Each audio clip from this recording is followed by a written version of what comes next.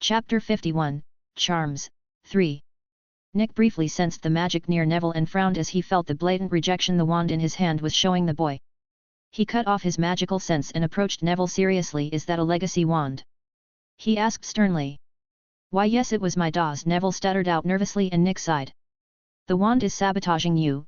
Both your pronunciation and wand movements are correct, but the wand is refusing to allow your magic to flow through it, so you are struggling when you would have been successful already. I suggest getting a wand of your own as soon as possible," Nick said sincerely before walking over to Ron, who was also struggling. "Calm yourself and relax your wand movements, you are flicking it too far forward," he said helpfully, and Ron took a deep breath and gently flicked the wand forward and said "Lumos," causing the tip of his wand to glow as it was supposed to. Nick nodded at this before walking away to help another student, but he still caught the "thanks" Ron said under his breath and waved it off. The next person Nick helped was Pansy Parkinson from Slytherin, who was having the same problem as Ron with how aggressively she was moving her wand. She saw him approaching and sneered at him. "Bugger off, Mudblood, I don't need your help," she said venomously, but Nick didn't react at all to the insult. "If you say so," he said simply before moving on to another Slytherin who was much more receptive to getting his advice.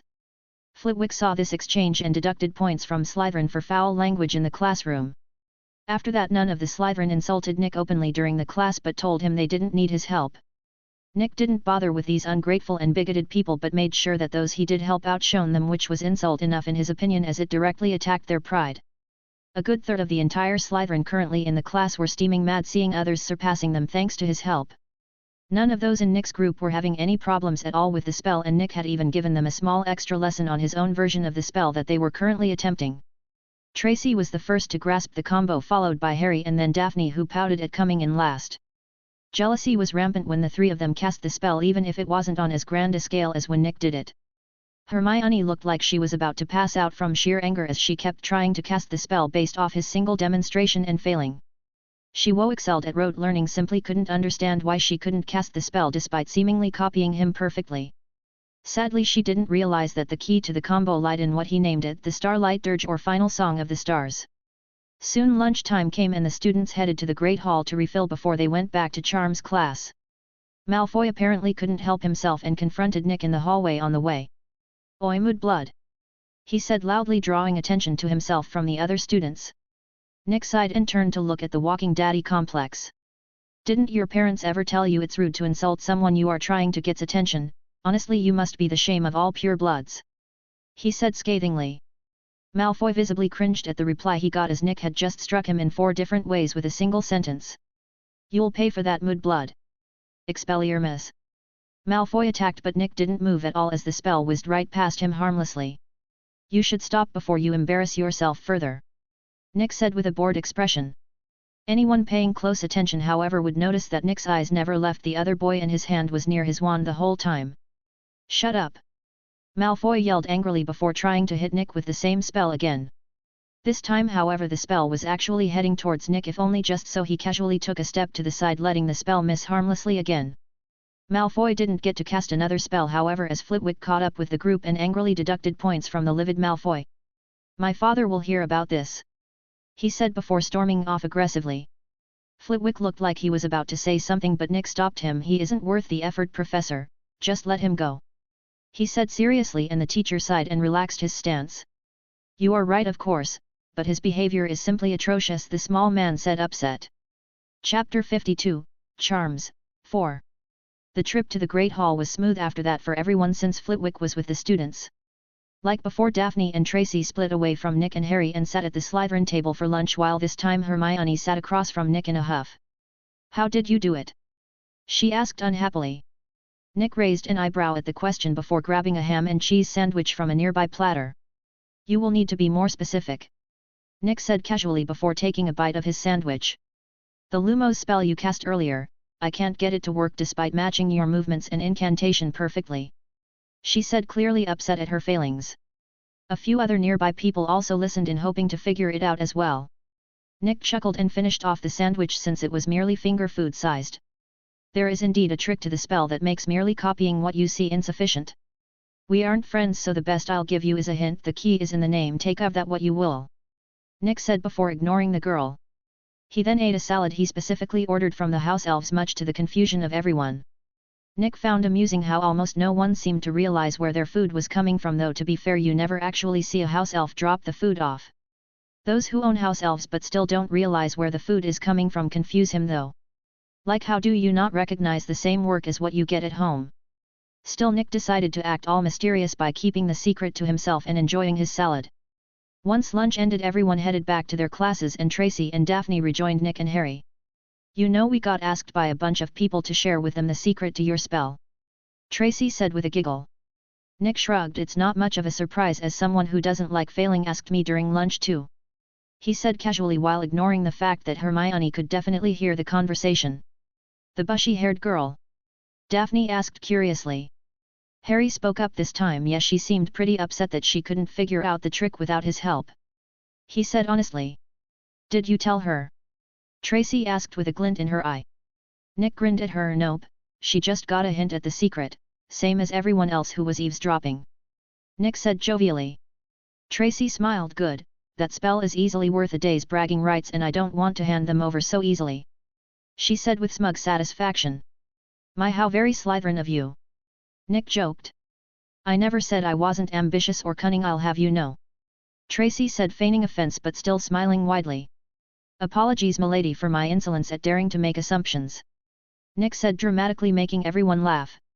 The second half of Charm's class was much like the first in that Nick was basically just there to help the other students with the Lumos spell. More than once he was asked the secret to his version of the spell and he always gave the same hint he gave Hermione. Flitwick had no problem with Nick's act of hiding the secret since the hint truly led to the answer and they merely needed to figure it out. Ravenclaw had always been the house of wit and wisdom, so as its head of house he could appreciate the mental exercise Nick was giving them.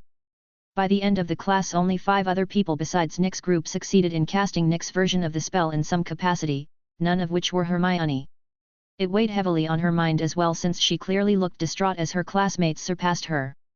Man, she's going to feel terrible when one of these people lets the secret slip accidentally while bragging, Nick thought with a sigh. I did warn her, so what happens from here on is entirely on her, he thought, completely giving up on the girl for now. Hermione was far too stuck in her ways at the moment, and in magic that simply doesn't work. Magic loves imagination far more than it does structure, and unfortunately Hermione is all about structure at the moment. Nick's version of the Lumos charm was a work of imagination, and so it was outside a structural being like Hermione's grasp. Perhaps this incident would allow her to mellow out a bit and actually use her imagination that had been stuck behind ruthless amounts of cold logic. Hopefully it doesn't take getting saved from a bloody troll to get there this time, Nick thought darkly. Chapter 53, Hanging Out. Nick hung out with Harry, Tracy, and Daphne during the free period until dinner, mostly talking about the version of the Lumos charm Nick taught them. You mean that you have more than just this one version? Tracy asked in disbelief. Nick shrugged. It's a really simple charm with a whole bunch of possible uses, he said honestly. Which is your favorite variation so far? She asked curiously. At the moment it's Blinding Flash version, but that's a work in progress as it affects me as well, Nick said honestly. What does it do? Daphne asked curiously. Well, it creates a super bright flash of light that blinds everyone nearby. Unfortunately the caster is included in that number as well. At the moment I'm figuring out how to exclude myself from the effects, but it's slow going, Nick explained calmly. That sounds irritating. I mean, can you imagine just randomly getting blinded while you are going about your day? Tracy said with a shiver. Harry laughed. You'll get what I have to go through every day then. I don't wear these glasses for show, you know, he said with a smirk. Wow, he really does take after his friends rather heavily, Nick thought, seeing Harry act like him a little. Meh, being a little more like me is good for him anyways, so it's fine I guess. Nick shrugged off the slight change easily. It's a good thing I'm not sharing that version of the spell then, isn't it? Nick asked teasingly. That's so cruel. How can you tell us about such an awesome thing and then not share it? Tracy exclaimed. Try and make it yourself if you are so interested, Nick said with a scoff.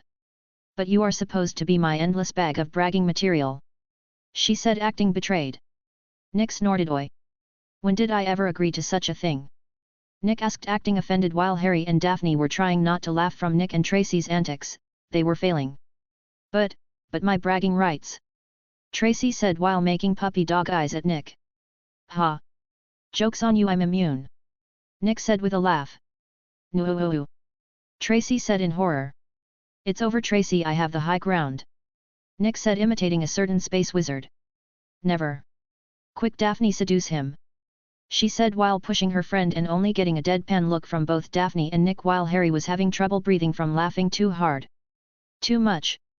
Tracy asked sheepishly after seeing the look she was getting. Yep, and any hope of me sharing brag-worthy spells is now gone. Nick said calmly, and Tracy looked heartbroken.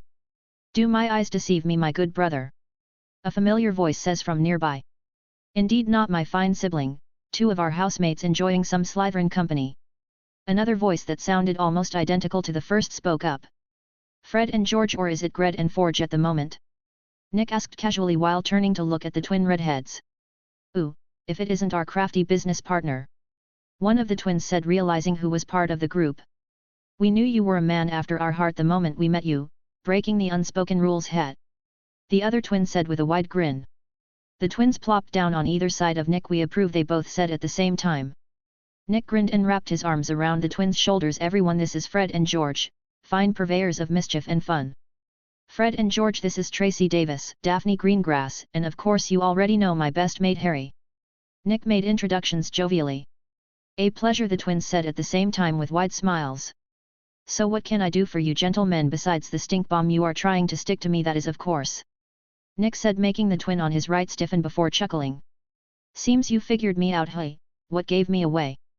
The twin asked curiously. Nick patted him on the shoulder with his hand. I felt your muscles moving ever so slowly. He said with a smirk. Oh? Now that's some sensitive hands you got there, mate, to pick that up. The twin said, impressed. Nick shrugged. I make jewelry, it's part of the job. He said honestly. Being able to pick up the tiniest changes in the metal is an important skill to have for any smith, since usually you can't just eye it as the metal is so bright it's bleary. Are you trying to make us jealous, mate? 'Cause you are. The other twin said enviously. Nick laughed. Don't act like you two aren't talented in your own way now, he said with a bit of praise. Chapter 54, Attention. We're flattered you think so, but we are just a couple pranksters is all. The twin on Nick's right said depreciatively. Nick slapped him on the back of the head, getting an astonished look in exchange. Don't you bloody lie to me, you two create prank item after prank item from your Merlin damned imaginations like anyone without some damn good talent in the matter could even hope to do such a thing. You may not be the best of students, but if I ever hear one of you say you are talentless, I'll personally prank you both till you or the school begs for mercy. Nick said sternly while squeezing the twins' shoulders with a surprising amount of strength. You win, mate, relax. They said at the same time, rather spooked by his tone that brokered no argument. Geez, never expected to get torn into by an ickle firsty like this, egg red. The twin on his left said with smile. Indeed not, Forge, and it seems we gots to keep our heads high for safety's sake, the other said with the same happy smile. The twins left after that in good moods after getting a rather unorthodox pep talk. You really are a big softy, you know that. Tracy said with a grin. Not at all, I was completely serious about the prank apocalypse I would rain down upon them. I wouldn't stop until the professors got involved or they begged me for forgiveness. Nick said with a malicious laugh. In fact, if I didn't have better things to do with my time, I probably would anyways, just for kicks, plans for the future I suppose. He said with a shrug. Please don't actually do that, I'm too young to be in a war. Tracy said, half joking half seriously. Soon dinner came and Flitwick bragged on Nick's behalf to the other teachers, and Dumbledore showed an interest in seeing this spectacle that Flitwick spoke of. The small professor was more than happy to demonstrate the Starlight Dirge combo for everyone. It was on an even greater scale than when Nick cast it, but considering that Flitwick was a charms master, it wasn't hard to believe. In addition to the enchanted ceiling of the Great Hall that already showed the sky outside, a massive amount of star-like lights appeared and faded away beautifully. Most of the students and even the teachers agreed that it was a marvelous creation and was rather impressive to look at. Dumbledore's eyes sparkled as he smiled at the spectacle, and all the houses clapped after it was over as they also enjoyed it. It was only after Flitwick put Nick on the spot by telling everyone he was the creator of the spell that things got awkward. For Nick it did anyways, as everyone in the Great Hall was looking directly at him. He could only sigh and cast the spell combo at the greatest strength he could manage to prove it. His spell was only half the size of Flitwick's, but no one expected him to match a teacher in casting, so it was still impressive in its own right. Nick didn't mind sharing the spell, so he spoke up loudly enough for everyone to hear him about the words and wand movements as well as the hint about how to cast the spell. Dinner was an interesting event after that, as people kept trying to cast the spell throughout it and none of the professors made any moves to stop them. Nick meanwhile was eating as quickly as possible to escape the looks he was getting. He only barely managed to slip out of the Great Hall early since no one else was really willing to rush themselves to follow him. Dumbledore had a look of amusement on his face seeing Nick's reaction to being the center of attention. Nick wasn't shy obviously, but getting stared at hungrily by others was always off-putting. Nick vanished into the Gryffindor common room and went straight to bed since he wasn't interested in dealing with people from every year trying to sucker the trick to the spell out of him. The next day he woke up at dawn and did another hour of reading in the Book of Magical Fundamentals, this time learning an interesting thing about magical creatures. With the exception of a few, many magical creatures have actually evolved into weaker version of their ancestors thanks to wizards. Even dragons were no exception to this, as nowadays they were far less dangerous than they used to be since wizards have basically removed the wild element from them. Living only on reserves, dragons could only grow to the bare minimum of their potential, and so that became their new normal. If they were truly wild, the power the various species would be far higher. Chapter 55, Future Plans. Nick looked into this piece of information further and learned that one of the species that had been affected the most by wizards was actually thestrals. Apparently a long time ago the skeletal horse creatures were not only not invisible to most people but even actively wanted to be seen. They actively showed up near those who were dying and would apparently cry out at the moment of that person's death before leaving. Many assumed that the creatures were literally capturing the souls of the recently dead, causing the hunting of the species. The creatures then evolved over time to avoid people much better, using the last remnant of their connection to death to hide from all but those who have seen and understood it. Well, that explains the strange kinship I felt for the things. We are both connected to death in a probably quite literal way, he thought with a sigh. Nick was under no delusion that permanently dying on his other version of Earth hadn't affected his very essence in some way. Clearly something had plucked him out of the ether and sent him into this world with the system, because such a complex thing doesn't just suddenly come into existence. I kinda wish I knew what the thing expected from me though. Nick thought with a sigh. He was about halfway through the book at this point and much to his amusement saw that Hermione actually woke up a little late today. From the tired look she had, she clearly hadn't managed to get much sleep. Probably from constantly failing to use my version of the Lumos spell. Nick reasoned easily enough. She glared at him when she saw him but left the common room for the Great Hall anyways. Harry woke up shortly after that and both of them headed to the Great Hall to get breakfast.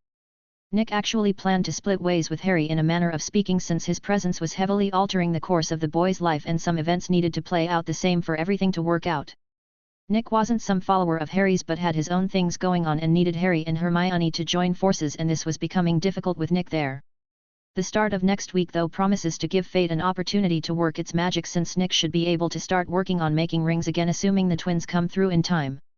This first year should end about the same in the books, and next year should also go about the same minus a few small things. The events of the third year is where Nick has the biggest tampering of fate in store, as he planned to start the process of getting Sirius acquitted over this summer. The man's release may or may not mess up the events of the fourth year, but if it doesn't, Nick had a nasty plan in mind for ruining Voldemort's resurrection play. See, the contract with the Goblet of Fire was a sort of name magic, and so a workaround that Nick had figured out was that he could create a pair of rings that swapped Nick's name for whoever had the other ring, namely Harry. This meant that Nick would be swapped in as the fourth Triwizard Champion and thus tip off Dumbledore to a play at Harry, which should in theory get the old goat to keep Harry safe. This best part of the plan, however, was that only when Nick's name is spat out of the goblet will anyone even know of his plan. Not even Harry will know about it until it's too late to stop it. During breakfast, Neville got his remembrall from his grandmother as well as a letter that seemed to make the boy conflicted. Malfoy, much like in the books, snatched it up and was going to take it had McGonagall stepped in quickly when a whole table of Gryffindors threatened violent retaliation. Oh yes, it wasn't just Harry and Ron who jumped to Neville's defense like in the book, but rather nearly everyone at the table was about to draw wands at the oblivious Slytherin. After breakfast was the flying lessons with Slytherin, and some stuff happened during it. Nick and Harry met up with Tracy and Daphne, who complained at not getting much sleep because of that spell of Nick's. You probably openly bragged at knowing how to cast it, didn't you? Nick asked, causing both girls to go silent and look away. Then don't complain to me about the consequences of your actions, he said, and they looked embarrassed. So how many people in your house figured it out yesterday? He asked with a curious expression. Chapter 56, Flying. Nick found it odd that the first lesson on flying actually included it, but he wasn't going to complain. Welcome to flying class. I am Rolanda Hooch, the referee of Quidditch here at Hogwarts. Outside of this class, today we will be learning proper form for mounting and riding brooms, so pay attention and do exactly as I say. First, stand next to one of the brooms laid out on the ground with it on your dominant side. the professor said, and the students did as instructed. Good, now in a firm commanding tone say up like this, she said and demonstrated. Nick no sooner than had the intention to follow the instruction did the broom he chose jump into his hand like a dog eager to please. Avian royalty, I should have known I would probably have stupid amounts of talent in flying, he complained mentally. The professor noticed this little event but didn't say anything, and the class went on like usual. A few people managed to get their broom into their hands on the first attempt, namely Harry, Draco, and Tracy. Others needed a few tries and others simply had no hope at all, like Hermione and Neville. Once everyone had managed to get the broom in their hands, the professor spoke again. Now that everyone has their broom in their hands, mount it and then kick off hard, then wait for further instructions, she said, and watched as they did so. Once again Nick didn't even need to kick off for the broom to begin rising steadily and stop 3 feet above the ground perfectly. Even worse is that he could tell that he didn't even need to use his hands.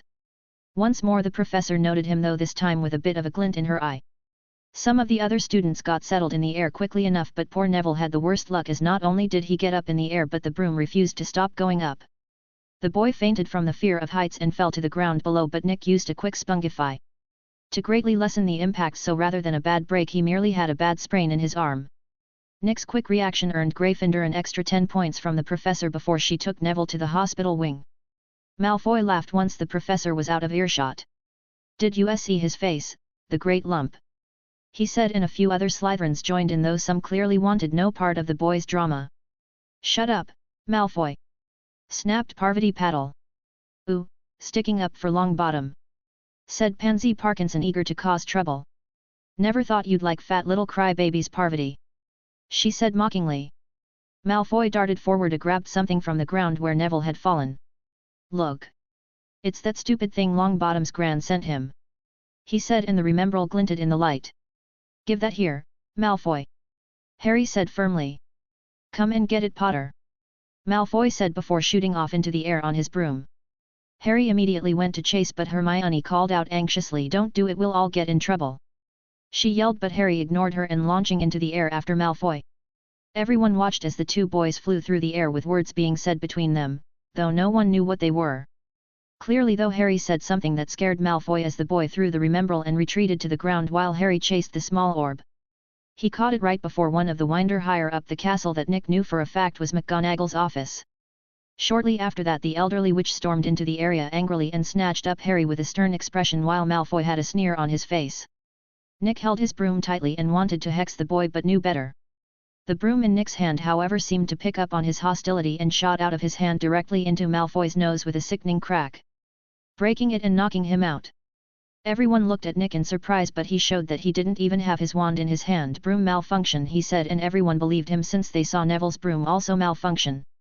Blood was pouring out of Malfoy's nose as Madame Hooch came back, making her question everyone what happened, and when she heard the same thing from everyone's mouth she gave Nick a deep look before dragging Malfoy to the hospital wing to join Neville. Be honest, did you do that to Malfoy on purpose? Tracy asked in a hushed tone. Nick shook his head. I seriously didn't, not that I'm going to complain about the malfunction, he said honestly, since it surprised him too. Chapter 57, Astrology and Laying Low. The implications of what just happened with Malfoy wasn't lost on Nick, but rather made him decisively shut down any thoughts of playing Quidditch. He had already shown that he was very talented and didn't need to deal with the problems that came from the scouts watching the games. Yes, professional Quidditch scouts regularly sat in on the games at Hogwarts in hope of uncovering talents to be recruited. The minimum age to play the sport professionally was only 16 in the wizarding world, so sitting in on games keeps teams fresh and talented. If Nick decided to play Quidditch, he could tell from today alone that he would probably draw a lot of attention to himself from these scouts and maybe even the publishers as an unprecedented talent in the sport. Nick didn't mind being openly acknowledged academically in the school, but once the entire wizarding community begins to focus on his life instead, it will bring a lot of hassles he simply won't be ready for at the moment. It sucks since the sport looked interesting, but I think waiting till the 4th year to enter the public eye would be best, Nick thought seriously. Flying class was officially ended after that, since Madame Hooch was worried another accident might happen. Next up was astrology, which confused Nick quite a bit, but he quickly found out why it was held so early in the day when the teacher Aurora Sinistra started the class. Welcome to astrology, I am Professor Sinistra. For those wondering why this class is held so early, the answer to your question is that even if we were to observe the heavens on our first class, almost none of you would understand what you are actually witnessing. Therefore until such time as I deem you all acceptably versed in the knowledge needed to understand the heavens above, you will instead be memorizing details about it. This along with your class schedule will change once my standard is met, so please try your best." The dark-skinned witch said calmly.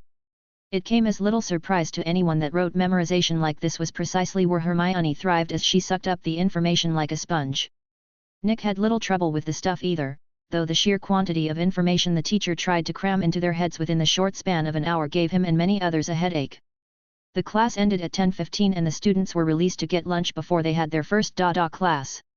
Harry wasn't there for most of the astrology class, but since he was escorted by McGonagall herself he was excused minus needing to copy someone's notes. "What happened after the professor came and grabbed you earlier?" Ron asked Harry curiously, and a few people leaned in to also hear. No one said anything about the argument Ron had with Nick a couple days ago, preferring to leave it in the past. Harry didn't mind doing the same so long as the same argument didn't occur again, because after getting to know the two Slytherin girls he agreed with Nick that the house means little, as they were both good people and friends to him. Nick had the sneaking suspicion that fate was working to recreate the Golden Trio and decisively kept his mouth shut. It did help that he was sure that given enough time Ron might turn out decently enough under Harry's influence. That just leaves the last member of the party. Nick thought, giving the bushy-haired girl in question a brief glance. Harry revealed his rather forced conscription into the Gryffindor Quidditch team by McGonagall, as well as the fact the team's captain was testing him the entire time he was missing. Ron was envious but was happy for Harry and congratulated him. Nick also congratulated Harry and also joked about how famous Oliver Wood was about his training regime. "What do you mean?" Harry asked, confused. "Apparently the bloke runs the team ragged to try and give them an edge over the others. Suppose you'll see soon enough," Nick said with a chuckle at the look of horror on Harry's face. Once lunch was over, the Slytherin and Gryffindor first years headed to the DADA classroom and all made funny faces when they entered the room. The air was thick with the overpowering stench of garlic and incense, while various superstitious things adorned the room. Professor Quirrell was a pale plain man with a thick purple turban wrapped around his head and a nervous expression. Nick knew that this man was not nervous at all, but merely acting that way due to one key detail: his eyes. The man's eyes scanned each and every person who walked through the door as if appraising and judging them. Chapter 58, DADA. His eyes stopped for an instant longer than normal on Nick and Harry, especially when they entered the room and found their seats. Welcome T to Defense A against the D Dark Arts. I am Quirinus Quirrell. P. Please turn T to page 12 of your textbook," he said, stuttering the entire time. I don't think he realizes that he's overplaying his part. Natural stutters only happen at the start of sentences. Nick picked apart the man's act easily and knew that Dumbledore is definitely also aware of this information, meaning he was probably also aware of the face on the back of the man's head. Damn that old man, I can't tell if the third-floor corridor is a trap for Voldemort or a trial for Harry, or even both. Nick thought with a bit of irritation. Despite the constant incorrect stuttering that the professor did, he still conveyed the information in a decent manner. The irritating part was getting past his verbal tick, but otherwise the class was fairly good. Nick noticed the man's gaze on him and Harry periodically throughout the class. This was ignored by Nick, however, as acknowledging it would paint an even bigger target on his back. Nick did make sure to never look the man in the eyes as if he was frightened by him, since having the teacher discover Sanner would raise a problem.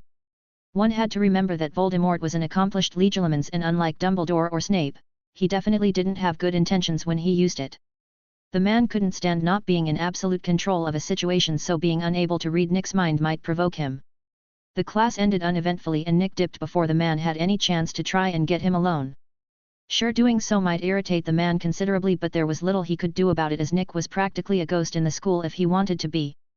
Thanks to Nick's magical sensitivity, placing a tracking charm on him without his knowledge was impossible, since he checked for it religiously before going anywhere by himself. "Oi Nick, you have any plans today?" Tracy asked as she caught up to him in the hall. "I was going to go info surfing in the library." "Why?" Nick asked curiously. "Ah well, you see, I was sort of wondering if you had a nifty version of the new spell we just learned about yet," she said bashfully. Nick gave her a deadpan look. "No, nor do I plan to create one for such a pointless spell when the Ignis spell is entirely better," he said with a dissatisfied tone. "Does she think I just waste time modifying spells for no reason all day?" he thought, offended at the very idea. "Can I have your version of that spell then?" she asked eagerly. "Nope, I haven't made it yet, so you are out of luck," Nick said with a teasing smirk while she looked heartbroken. "Now unless you actually want to join me with my studies in the library, I will be going now." Nick said with a chuckle as he walked towards the grand staircase. There was a nifty little secret path near it on this floor that led to the first floor and would save Nick some time. The library was like usual quite busy, with most of those here being from Ravenclaw unsurprisingly. Miss Pants made sure to firmly glare at Nick when he entered the library, which he just shrugged off. He quickly found a long disused table in the ancient section near the far side of the library that was well hidden from view. There he grabbed a dusty old tome labeled Magical Theory, by Haramis Roy, that was clearly a fundamentals book. The author was entirely unfamiliar to Nick, but considering the fact he hadn't seen a single language book for whatever language it was written in, he assumed they were older than recorded history and or were pretty much unimportant. Nick opened the regular book he had though to the page he left off on and greedily dove into the information held within. What Nick didn't know, however, was that he had also been seen through by Voldemort during the class earlier. The man wasn't stupid and was well versed in the way people acted in various situations. Nick was far too inexperienced at acting to fool his keen eyes, so he knew that Nick purposefully avoided him for some reason. He was certain that it wasn't because Nick had figured out he was possessing Quirrell, but it made roping him into his cause difficult. Nick had shown far too much talent to be allowed to grow without restraint, and Voldemort refused to have someone grow into his rival when he could prevent it. He would put a leash on him or end him if that wasn't possible. Chapter 59, Forgotten Magic. Nick wasn't aware that he had entered Voldemort's crosshairs as he was devouring the last little bit of information in the normal book of magical fundamentals. He closed the book with a frown at the last piece information that the book discussed. The topic was on where the magic wizard's cast came from, and it was very unhelpful to say the least. See, the book said that no one actually knew for sure but had been using the stuff for as long as recorded knowledge. It is a bit concerning if what this book says is true. Nick thought seriously before moving to the ancient section book. His choice to look at modern before ancient fundamental books was rewarded immediately when the first entry in this book was about the origin of magical creatures. According to this book, most magical creatures were the result of ancient wizards experimenting on local wildlife or already existing magical creatures. There were exceptions to this, however, such as phoenixes, thunderbirds, unicorns and dragons. These species were apparently always around as far as this book was concerned. The biggest cause of new magical species was apparently ancient alchemists, however, as they messed with the natural order of things in their attempts to discover the secrets of the world. The topic after that was about the fundamentals of Transfiguration, but with a few small differences. The content was the same as the modern stuff. A huge problem presented itself, however, with the third topic covered in the ancient book, spell crafting. According to the book, ancient wizards didn't usually learn pre-made spells but rather had to make a brand new one for whatever they needed. This wasn't all that strange to Nick, since wizarding schools weren't really a thing at that time. The problem, however, was how the wizards went about crafting their spells, an eerily familiar process of imbuing their wills into their foci and casting the resulting magic based on their own knowledge of the topic. If this sounds familiar, it is because it is as when Nick Smith's the enchantment process is nearly identical at first glance. The biggest difference is that their method is more suggesting the magic do a certain thing, making it unstable, while Nick's process was forcing it to with his very soul, creating a predictable result. No one can ever know about this, or I won't be safe. Nick thought with a serious expression. Clearly this book was written before spell creation via arithmancy and astrology, since those were the ones used for the past 1,000 years. The works of magic from way longer in the past than that still worked even today and exceeded almost all modern magic. So if anyone learned that Nick basically had the ancient method of spell crafting, the whole world will hunt him down if he doesn't share it. He wasn't surprised all that much by learning the similarities that existed between ancient magic and elvish crafting, since assuming that the magic in both worlds worked the same, then them coming to similar ways of use was not that hard to imagine. It wasn't all bad news though, as thanks to this information Nick now had some clue how to apply his crafting style's knowledge to spell making. I won't attempt it anytime soon though, since mastering my current magic system is already difficult enough, he thought honestly while having an entire library around him to prove it. Nick knew that the magic he has shown so far seems impressive at first glance, but every single one of the professors knew it was actually elementary in nature and could replicate it at a single glance. This didn't even consider pinnacle wizards like Dumbledore, who stood above almost all other wizards in terms of mastery. Nick wasn't stupid enough to think that Dumbledore's level was the absolute limit of this system of magic, but he assumed instead that it was a problem of not having enough time to reach further. In a way, Nick agreed with Voldemort that immortality was necessary to have, or at the very least agelessness. Unfortunately, however, the Dark Lord's method came with the side effect of crippling your potential. Pragmatically speaking, a single life in exchange for all the time in the world was a damn good deal. Especially when you could just regret your actions to reabsorb the soul fragment and heal the damage done to your soul. It didn't make much sense to Nick when he read that little fact in the books, since it was far too easy to do. Humans regret even the most inconsequential of things, so getting the genuine regret for your actions was really easy, though truly evil people seem to have issues with this for some reason. Chapter 60, Dumbledore's Interest. Nick packed up the book and headed for dinner since he didn't feel like skipping out on the delicious food. For him it was a normal meal, but for the teachers it was an odd situation, as Dumbledore questioned the teachers who had Nick in class today how he fared. Madame Hooch and Professor Sinister both explained their observations of him, with Madame Hooch in particular mentioning that he showed an extraordinary talent in flying. She cited each of the unusual instances involving the broom that he had, including how it malfunctioned in such a manner as to break Malfoy's nose. Dumbledore was surprised to hear this and remembered the unusual wand Nick possessed in its core and wondered if that may be the reason for this particular incident. The old man had no doubts about Nick's talent, as he had proven it over and over again, but it was hard to pin down his personality without probing his mind for details. So far Nick had proven to be both cunning and loyal, but he had also shown a sharp temper as well, with vicious mockery and rule exploitation to get his way. The headmaster had always seen the events from an outside perspective through the minds of those involved, but he was willing to admit a heavy reluctance to try and probe the boy's mind again after the events of the previous attempt. Dumbledore had trouble sleeping for weeks after that incident, as he was haunted by the scenes shown to him. There was one person, however, at the professor's table who was cursing mentally at all the attention Nick was getting: Voldemort. Originally he had assumed that Dumbledore was only interested in Nick to keep the boy from following his own path, but at this point he realized that was only part of the truth. The old wizard was genuinely curious about the boy for some reason and actively sought out information on him. This was a problem for Voldemort, as it meant that the boy was beyond his grasp at the moment, since it would draw unwanted attention if something happened to the boy. This made him unhappy, but he could only decide to postpone any plans on the boy until summer break, when he had a new body from stealing the Philosopher's Stone this year. Nick meanwhile was stuffing his face with various protein-rich foods cleanly. This was very much unlike Ron, whose face was stained with grease and other things from his messy way of eating. I wonder if the elves know how to make ramen. I should check this weekend since I'll have time. Nick thought, suddenly having a craving for seafood ramen. Surprisingly enough, there was no seafood available at the feast, which was a shame to Nick, as he loved the stuff. Once the meal was over and Nick had refilled his dessert stash, he went to bed, since he had an interesting day tomorrow with Transfiguration after DADA and History of Magic.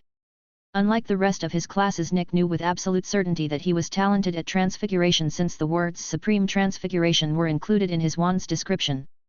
The problem he had instead was that he wasn't quite sure how far he could push it before McGonagall get irritated at him showing off. Do I only turn the match into a simple silver needle, or turn it into Damascus? Is that also too far, or should I give it designs as well? Nick wondered as he went to sleep. I see you are acclimating yourself to your surroundings before forging again. Good. A certain elf said in the dream. Perhaps if I myself had done so rather than falling prey to my own pride, things wouldn't have ended for me as they did. He said with a melancholy sigh before the dream ended and Nick woke up at dawn once again. Did he just show up just because he could, or is there actually a reason behind it? Nick wondered, confused, since the elf only spoke 2 sentences before the dream ended. Nick cracked open his ancient book to continuing reading while making sure its contents were out of view in case someone else got up within the next hour. One such person did indeed show up in the form of a bushy-haired brunette who looked very unhappy to see him. She couldn't leave, however, as curfew wasn't over until 7 when breakfast started, so she had to sit in the common room angrily. She did try to see what he was reading, but Nick was having none of that, since she was rather irritatingly competitive and might try and figure out what language it was written in. That would be understandably bad for Nick, and as a result he simply refused to let her see what he was reading. Chapter 61, Transfiguration. Being denied satisfaction to her curiosity only served to irritate the girl even further, but she was far too proper to break the rules to get what she wanted. Nick was actually worried the girl's head might pop with how her veins were pulsing under her skin and her clear anger.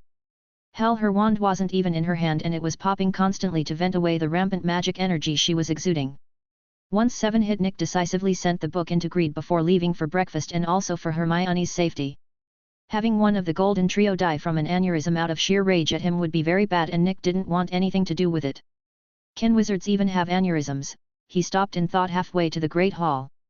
They can just clear away the causes with magic, right? So no, he pondered deeply. This was a weird topic to fall in thought about, but Nick was a weird individual, so it wasn't anything new. He eventually made it to the Great Hall and ate some honeyed toast and bananas. Harry showed up at about 7:25 alongside Ron and Hermione, who was apparently nagging them for sleeping in. She saw Nick but seemed to decide to ignore him, even though she was clearly still upset from earlier. Once the time for Dada started to draw near, Nick left the Great Hall with Tracy and Daphne while making sure he was one of the first people there so he could snag a desk at the back of the classroom by the door. Nick didn't want to give Voldemort even a single chance to try and pull a fast one. No one seemed to care though, so it wasn't a problem for the entire class. All they were taught today in the class was the second version of the same spell as yesterday, which merely turned the color from red to blue. Nick once again ducked out the door the moment the class was dismissed and played it off that he couldn't stand the smell of the witch his friends agreed with.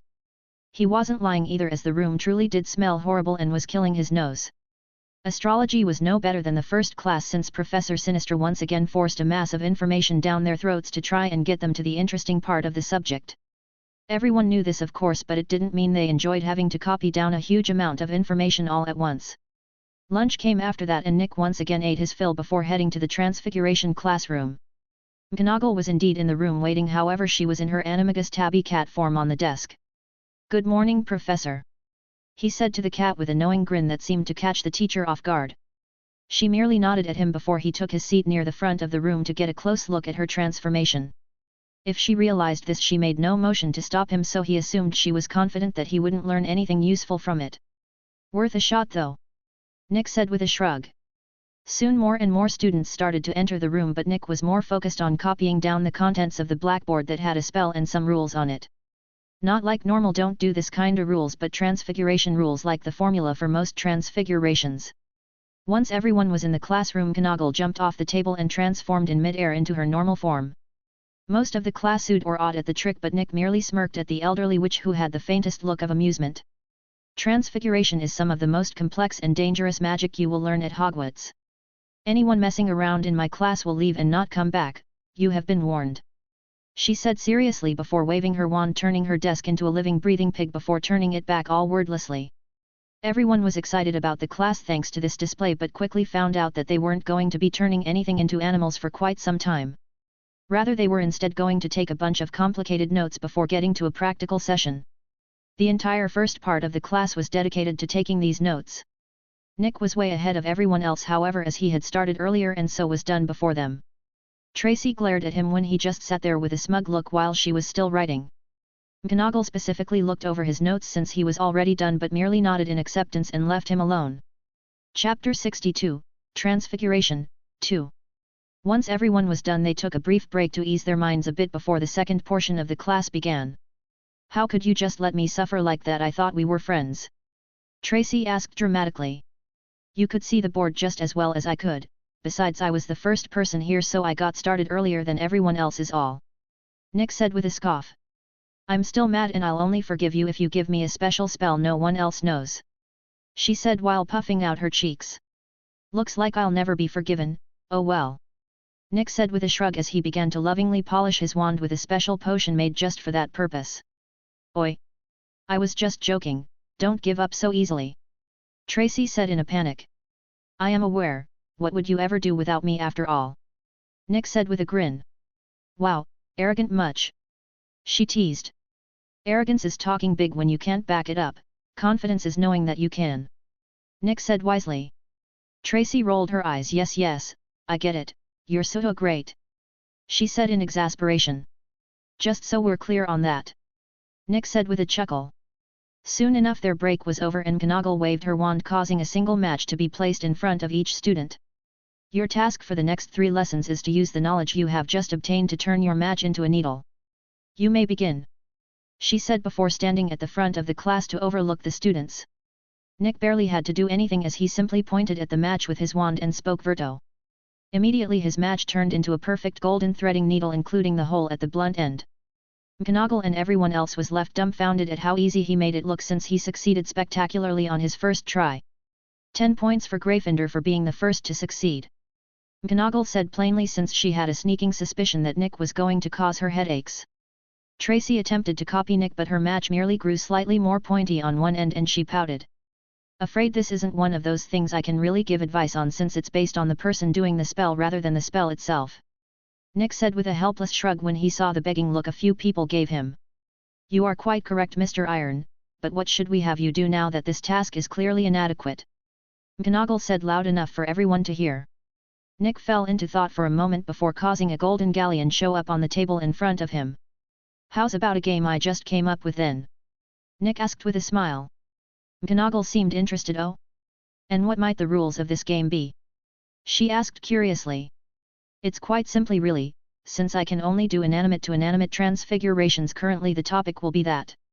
So to begin with I will transfigure this coin with many visible flaws and then you'll transfigure it into something else but with one less flaw. We will repeat this over and over again until one of us can't anymore. Materials can be reused but shapes and materials must always be a different combination in such a case. Nick explained eagerly. Both an exercise in transfiguration and memory? Very well, I shall indulge you.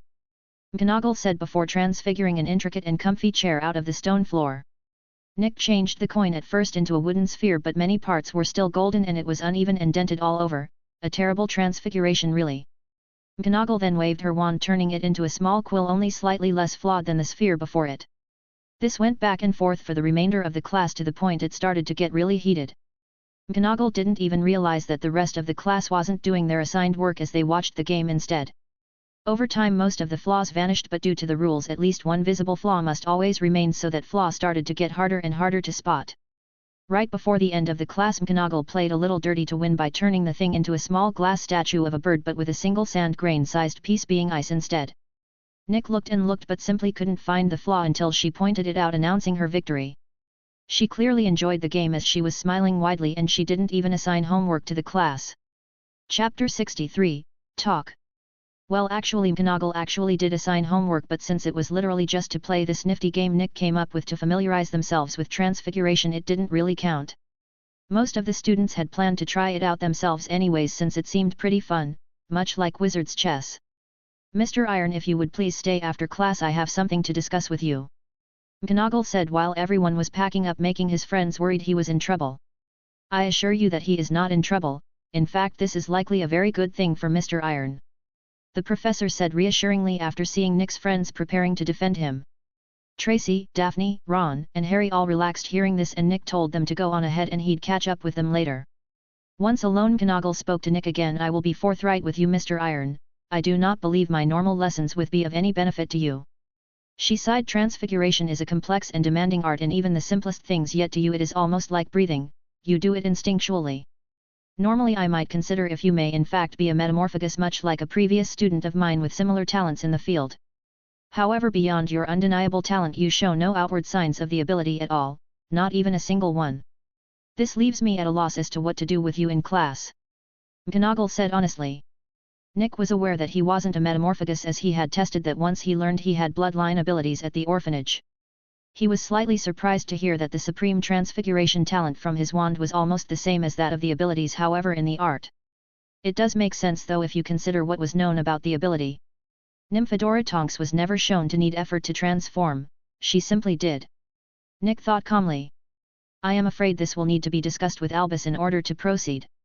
The professor said seriously and Nick immediately snapped out of his thoughts and focused on the teacher with an intensity that startled her slightly though she hid it well. I'm afraid I don't understand how this requires his attention, could you please clarify? He said while trying not to seem anxious. He failed. Is there a reason why you seem so averse to Albus?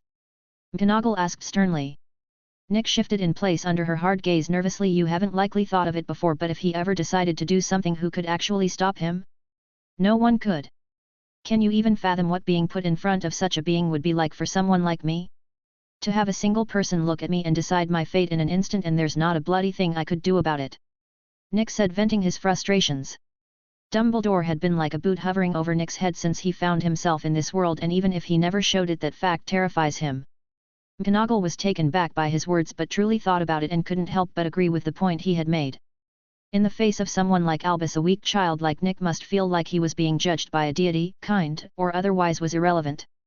She herself had once felt that kind of powerlessness in the face of Voldemort and so understood how dreadful it was. She sighed. While I could try and offer reassurance of Albus's kind nature, you are not wrong to feel the way you do. So here is what I'll do, you will not need to be present when I have my discussion with him about your education if you would prefer. She said warmly in an attempt to calm him down. Nick visibly relaxed as he sighed in relief. That would be for the best I suppose. He said honestly. This meeting came to an end after that and McGonagall could only watch him leave with a conflicted expression. Nick sighed as he left. There's no way the old man won't learn of this, but it was bound to happen eventually. I understand the guy has the best intentions, but the fact remains that I amount to little more than an insect he could crush with but a thought. Until I can have some form of protection from the man I want to stay as far from him as possible, he thought seriously and then forcefully cheered himself up before heading to meet up with his friends, as they didn't need to know about his problems. Chapter 64, Tricky Chat. Nick was pretty good at manipulating his own facial expressions, since remaining stone-faced all the time makes people avoid you. In public you need to look calm or cheerful in order to fit in, a fact he learned the hard way in his past life. While the memories regarding information that this world simply lacked were gone, his habits and temperament hadn't changed much. In fact, losing his previous world's memories barely affected his person at all, which he assumed was due to some mystical thing he simply couldn't understand at the moment. He soon caught up with his friends but noticed the awkward situation they were in as Ron was trying to avoid the two girls. "Stop being such a git and trying getting to know them before you judge them, they don't bite," Nick said to Ron with a cheeky grin. "Well, Tracy might, but she's the exception in this case," he joked, and Tracy looked offended, but Harry and Daphne laughed. Ron relaxed a little, seeing that they were in fact normal people, and nervously tried to start a conversation about the only thing he was knowledgeable on, Quidditch. Daphne could only sigh in exasperation, since as it turned out Tracy was also a huge Quidditch fan. "So what was that whole bit with McGonagall about?" Harry asked, drawing everyone else's attention back to Nick. "Damn it, Harry, I almost got everyone to forget about it till you went and said something." Nick cursed mentally. "It was simply about how I am too advanced to learn alongside the rest of our year," he said casually, like it wasn't a big deal. "What?" they all exclaimed, dumbfounded, making Nick flinch slightly. "What, you didn't think that I kept up with the professor in that game with luck, do you?" Nick asked with a scoff. "But how?" Tracy asked jealously. Nick shrugged. "Talent mostly, the subject just comes to me easily," he said with shrug. "That's so not fair," Tracy said with a pout, and Nick chuckled at her act. "I didn't choose to be like this, you know," Nick said honestly. "Can't you, I don't know, slack off so the rest of us don't look so bad?" she asked in exasperation. Nick snorted. "Absolutely not, that would be wasting my potential for someone else's benefit. That's like asking Harry to stop flying because he is too talented at it, rather unfair to him, no?" Nick said seriously. "Yeah, I know, but still," Tracy said with a sad look. "Cheer up, mate, I'm not going away or anything, just learning a bit different than you," Nick said to cheer her up. "You know she's just trying to get you to part with some unique spell or another, right?" Daphne asked, getting a betrayed look from her best friend and a chuckle from Harry. "Oh, I know, but it's 1,000 years too early for her to think she can pull a fast one on me," Nick said with a grin. "Drat! I was sure this plan would work." Tracy cursed at her failure, and everyone including Ron laughed. "You know you could just modify a spell yourself, right?" Nick asked with a smirk, knowing her answer already. "What? Why the bloody hell would I do that for when you are a walking treasure trove of the things already?" Tracy asked with a scoff. Nick shrugged. "No idea, but then again no man knows why women do as they do, or at least if any do they don't share that knowledge," he said, and the other boys nodded at his sagely wisdom. The girls tried to argue about that topic but were quickly crushed by the boys' overwhelming amount of evidence to back them up. The group of course completed the homework the professor gave them, with Nick helping them improve the best he could. An interesting thing that Nick noticed when normal students like his friends played the game was that they also grew very quickly in the art. Not like him of course, but the game worked well to ingrain the fundamentals of transfiguration into them, which let them change an object far easier. Dinner came in a short 2 hours, and the group split up based on their house to eat, with Harry, Nick, and Ron continuing their chat about what Hagrid might want, since Harry had gotten an invitation to see the half-giant at breakfast. It was set for their free time tomorrow, so it might just be a social visit to see how Harry's first week was going. Nick remembered this was when the Golden Trio learned about what was being guarded in the third-floor corridor in the books. Oddly though, one of the precursor events of Malfoy challenging Harry to a wizarding duel simply hadn't happened, so it was less important to them to know. Chapter 65, Friday. Dumbledore couldn't help but have a complex expression as he looked at Nick from the professor's table in the Great Hall. He had spoke to Minerva earlier and learned that not only was the boy just as gifted at transfiguration magic as a metamorphagus, but that he was cursed with situational awareness. Most children his age wouldn't realize what his power and influence could accomplish, but Nick did, and it made him clearly terrified of him. It was rather ironic to Dumbledore that the boy is afraid of him while he was afraid of the boy's potential. This did explain a considerable amount about the boy's behavior, however, in school that was an odd mix of cold introverted and radiantly extroverted. Too much situational awareness is very much a curse, as it can leave one paranoid and unable to enjoy their everyday life fully. Unfortunately nothing can be done to fix this problem at the moment, as the gap between he and I is simply far too vast and he knows it. Wait, perhaps. Dumbledore fell into thought but smiled lightly as a plan formed in his mind. The next day Nick woke up at dawn and left the common room immediately after getting dressed to head to the nearby disused classroom. Nick figured that it may be best if he simply avoided Hermione entirely till fate could work its magic. Besides, it's irritating having to hide what I'm reading from her every day to keep her from trying to figure it out. Nick thought honestly as he propped himself up in a chair to read his book in peace. Unfortunately he had underestimated how stubborn Hermione was as she tracked him down when she failed to find him in Gryffindor Tower. "Why are you here?" Nick asked, irritated at the bushy-haired interruption to his piece. "You weren't in the common room, so I came looking for you," she said, like that made any sense at all. "Okay, but why did you come looking for me? I thought I made it abundantly clear that I'm not interested in whatever childish competition you seem to think we're having," Nick said with no small amount of vitriol. The girl withered under his glare but couldn't come up with a retort since he was correct and it was only her who seemed to care. She could only tear up and flee the classroom, upset at the situation, while Nick was contemplating if his plans were worth this hassle. At 7 Nick closed the book, having not learned anything of note in the last hour save some small details missing from the normal book. He walked to the Great Hall and sat down at the table where he ordered some grits with pepper jack cheese and bacon cooked in them. Today's schedule was a bit odd as it had 2 classes with 2 periods, though only potions had it this time. Astronomy, charms and finally potions were the classes for today, and no one seemed happy with them. For good reason too, as the first class was basically a cramming session followed by a much more mild practical session on the Lumos charm. The worst part was easily Snape's class though, as he finally caught Harry lacking and took 10 points from the house for it. Nick of course evened out that loss with yet another perfectly brewed potion, Wiggenweld this time. This potion was once again a modified recipe provided by Snape, but Nick was unable to perfect it further since it seemed perfect as is. That was bloody terrible. I can't believe the greasy git took points because Harry didn't know which salamander's blood was best for Wiggenweld. And did you see the way he looks at Harry, like he wants him dead? Ron was fuming loudly on the way away from the classroom. Nick shrugged. Everyone knows he hates Gryffindor. The only reason I think he gives me points is so he has an excuse to give Slytherin more. No offense, girls," Nick said, and neither Daphne or Tracy seemed bothered by the harsh but accurate statement. Harry didn't seem all that bothered by Snape, which Nick found amusing since it seemed to directly remove any joy the big Batman wannabe may get antagonizing him. "You two gonna join us as we go visit Hagrid or Nat?" Nick asked the 2 girls once they reached the separation point. "I don't mind tagging along, if it's no bother, that is," Daphne said hopefully. Tracy nodded in agreement at this, yeah, what she said. And so Nick nodded in understanding before walking out onto the castle grounds. Far in the distance was a shabby-looking stone hut with various gardens around it, pumpkins being the most prominent with the huge orange fruit. Chapter 66, Visiting Hagrid. It was a little bit of a walk to reach the edge of Hagrid's gardens from the castle, since the area the school held was truly massive if you included the lake and forest. The field outside the castle that Nick and the others needed to cross was easily a couple miles across. This meant it took a good 30 minutes to reach the hut and knock on the huge rough wooden door. Bark! Bark! Hagrid's dog alerted to the sound before Hagrid silenced it down. "Fang, they're friends," the half-giant said roughly before opening the door. The group was struck by the smell of dirt, herbs and animals alongside the heat from the going fire in the fireplace. Everyone except for Nick looked uncomfortable in the heat but entered the hut anyways. "Now that there's a sight I don't see often, Slytherin together with Gryffindor without trouble," Hagrid said in astonishment.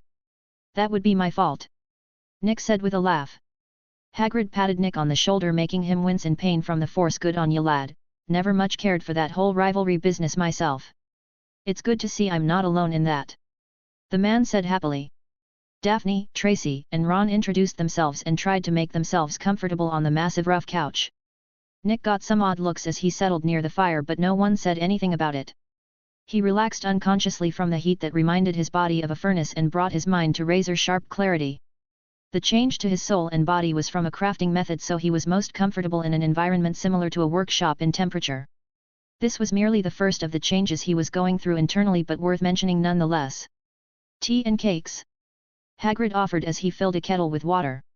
"I'll take some tea, but I think I'll pass on the cakes, thanks," Nick said with a smile. The girls and Harry followed his lead, but Ron assumed that the cakes being offered were normal food and agreed to some. He was wrong. What he received was a brown object that looked like a hockey puck made of bread and was twice as hard. He learned the hard way that biting into one of Hagrid's cakes as hard as you could was a poor decision as he chipped one of his teeth. Hagrid looked confused when this happened and checked the cake to see what was wrong with it but couldn't figure it out. Harry and the girls were glad that they followed Nick's lead after seeing this event take place. Nick meanwhile was acting like he didn't have any idea that the cakes Hagrid made definitely weren't safe for human consumption, all while sipping on his tea. The tea was pretty good, unlike the cakes, which made sense as Hagrid grew the plants himself and had crossbred it over time with the help of Professor Sprout into what it was now. "So you finally finished your first week o' school, whatcha think?" Hagrid asked while sitting down in a huge armchair with a literal flagon of tea, leaves and all. "Not a huge fan of Snape or Binns, but can't really complain otherwise," Nick said honestly. "The same as him, but add Quirrell to that list, the man stutters too much," Tracy complained. He didn't used to be like that, but he left for a year of practical experience and came back like that, right? Pity it is," Hagrid said, understanding what she meant. "As for the other two, they've got their own issues, but since Dumbledore trusts them, they must be all right at their jobs," the half-giant said, purposefully not looking at Harry when he did. Nick knew that Hagrid was the groundskeeper when James Potter walked Hogwarts grounds and was aware of the treatment Snape got from the man and his friends. Hagrid didn't want to have to explain to Harry that the reason Snape hated him was because his father, who was a good man and is dead, was a vicious bully in school. It was so bad that the brief glimpse of it that was seen in the books was enough to make Nick hate the man at that time in his life. Bullies like James Potter and his friends were different than normal bullies in that they actually went out of their way to target Snape, who was minding his own business rather than it being a convenience thing. "He's dead, calm down." Nick chastised himself for starting to get worked up by the thoughts of the unchangeable past. "If all goes well, I should be able to get my workshop set up by Monday. So you can come visit me sometime to check it out during our free periods," Nick said, changing the subject. Chapter 67, Visiting Hagrid, 2. "Oh really now? Whatcha need a workshop for?" Hagrid asked, interested. Nick showed off greed. "I'm a ringmaker and need the workshop to perform my craft," he said honestly. Hagrid looked surprised but impressed. "Ring seems a bit odd, what with the way it moves like that, looks like it itch," he said honestly. Nick took the ring off and tossed it to him. "Not at all, give it a try," he suggested, and Hagrid looked confused but did. The ring grew several sizes bigger and fit on his pointer finger perfectly, much to everyone except Nick's surprise. "Would you look at that, fits like a charm and I can't even feel it moving about," Hagrid exclaimed excitedly. "Hang on, I thought you said you bought it," Tracy pointed out questioningly. Nick grinned and shook his head. "No, I said that it took me a huge amount of effort to get, I never said I bought it," he said mischievously. The two girls thought back to the conversation and remembered that that was indeed exactly what he had said. "You tricked us!" Tracy exclaimed angrily, and Daphne mirrored her expression. Nick scoffed. "I did no such thing, you tricked yourselves while I was completely honest," he said calmly. "You knew we thought you bought it though, she even said you could afford many more after getting that bloodline test," Tracy said defensively when she realized Nick was winning the argument. "Why would I correct you when she wasn't wrong?" Nick asked smugly, knowing he did win. Tracy looked like a goldfish for a moment as she opened and closed her mouth, trying to find some way to rebut him but failing. "See, you can't even find an argument because I'm right, so chill, it's not a big deal," Nick said, and Tracy pouted unhappily. Hagrid chuckled at their antics. "I didn't check earlier, but what's that thing there do anyways?" he asked curiously. "Oh, it's my favorite creation so far," Nick said excitedly. "See, normally it only works like a storage device, like an expanded bag, but when someone tries to steal it or steal from it, it turns into their worst fear and attacks them. I named it greed because much like the sin itself, it can get you hurt," Nick explained proudly while removing a brownie from the ring to show them. "Sounds like a boggart. Nasty things like to show up in the abandoned classrooms in the castle and are never fun to deal with," Hagrid said with a frown. "I took inspiration from them when I created the ring. The storage enchantment wasn't my work though, so I can't just make another, sadly," Nick said regretfully. "We just thought the thing was a storage ring, but it could have turned into our fears this whole time," Tracy asked while looking at the vibrant shifting ring warily. Nick shook his head. "Nah, it only transforms when some tries to take it or take something from it that isn't the one wearing it, perfectly harmless otherwise," he said honestly. "My stuff is pretty handy to have too, since I can make them do pretty much anything if I know enough about the subject. Think of something, anything at all that sounds useful," Nick suggested to Hagrid, who fell into thought. well, I always have a problem keeping slugs out of my gardens. He says after a moment, and Nick had a slight twitch above his eye at how out of everything he could asked about he choose slug repellent. A bit simplistic, but yes, I could make a ring to keep slugs away if I wanted to. Nick said honestly.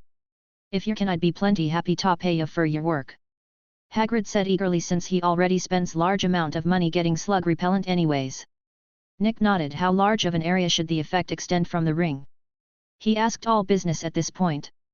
The promise of payment had brought out Nick's inner goblin looking to strike a deal. Well, if you could fix it to cover my gardens, I reckon that'd do just nicely. Hagrid said after a moment's thought. Hold that thought for a moment. Nick said while getting up and walking out of the hut to survey the area in question.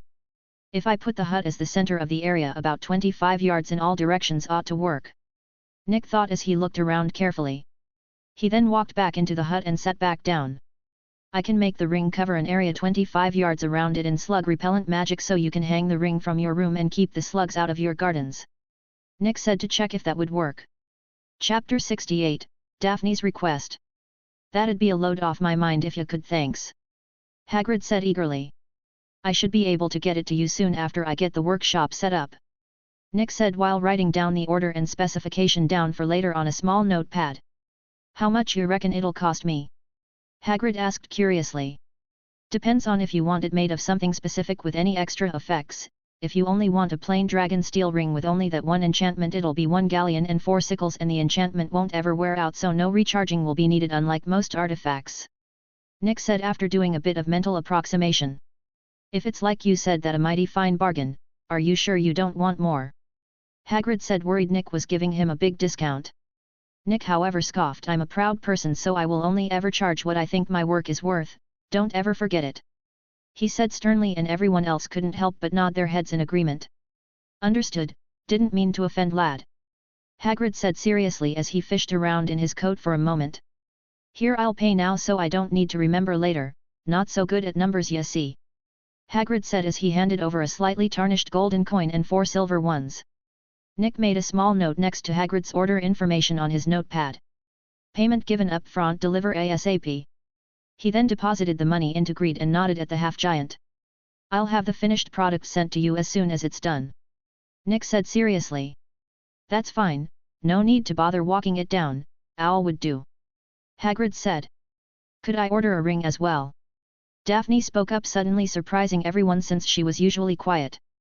What do you have in mind? I'll need to know the subject to place the enchantment, so I may need longer if it's a difficult to study topic. Nick said honestly. Could you make a ring that protects the mind? She asked quietly, but everyone heard her.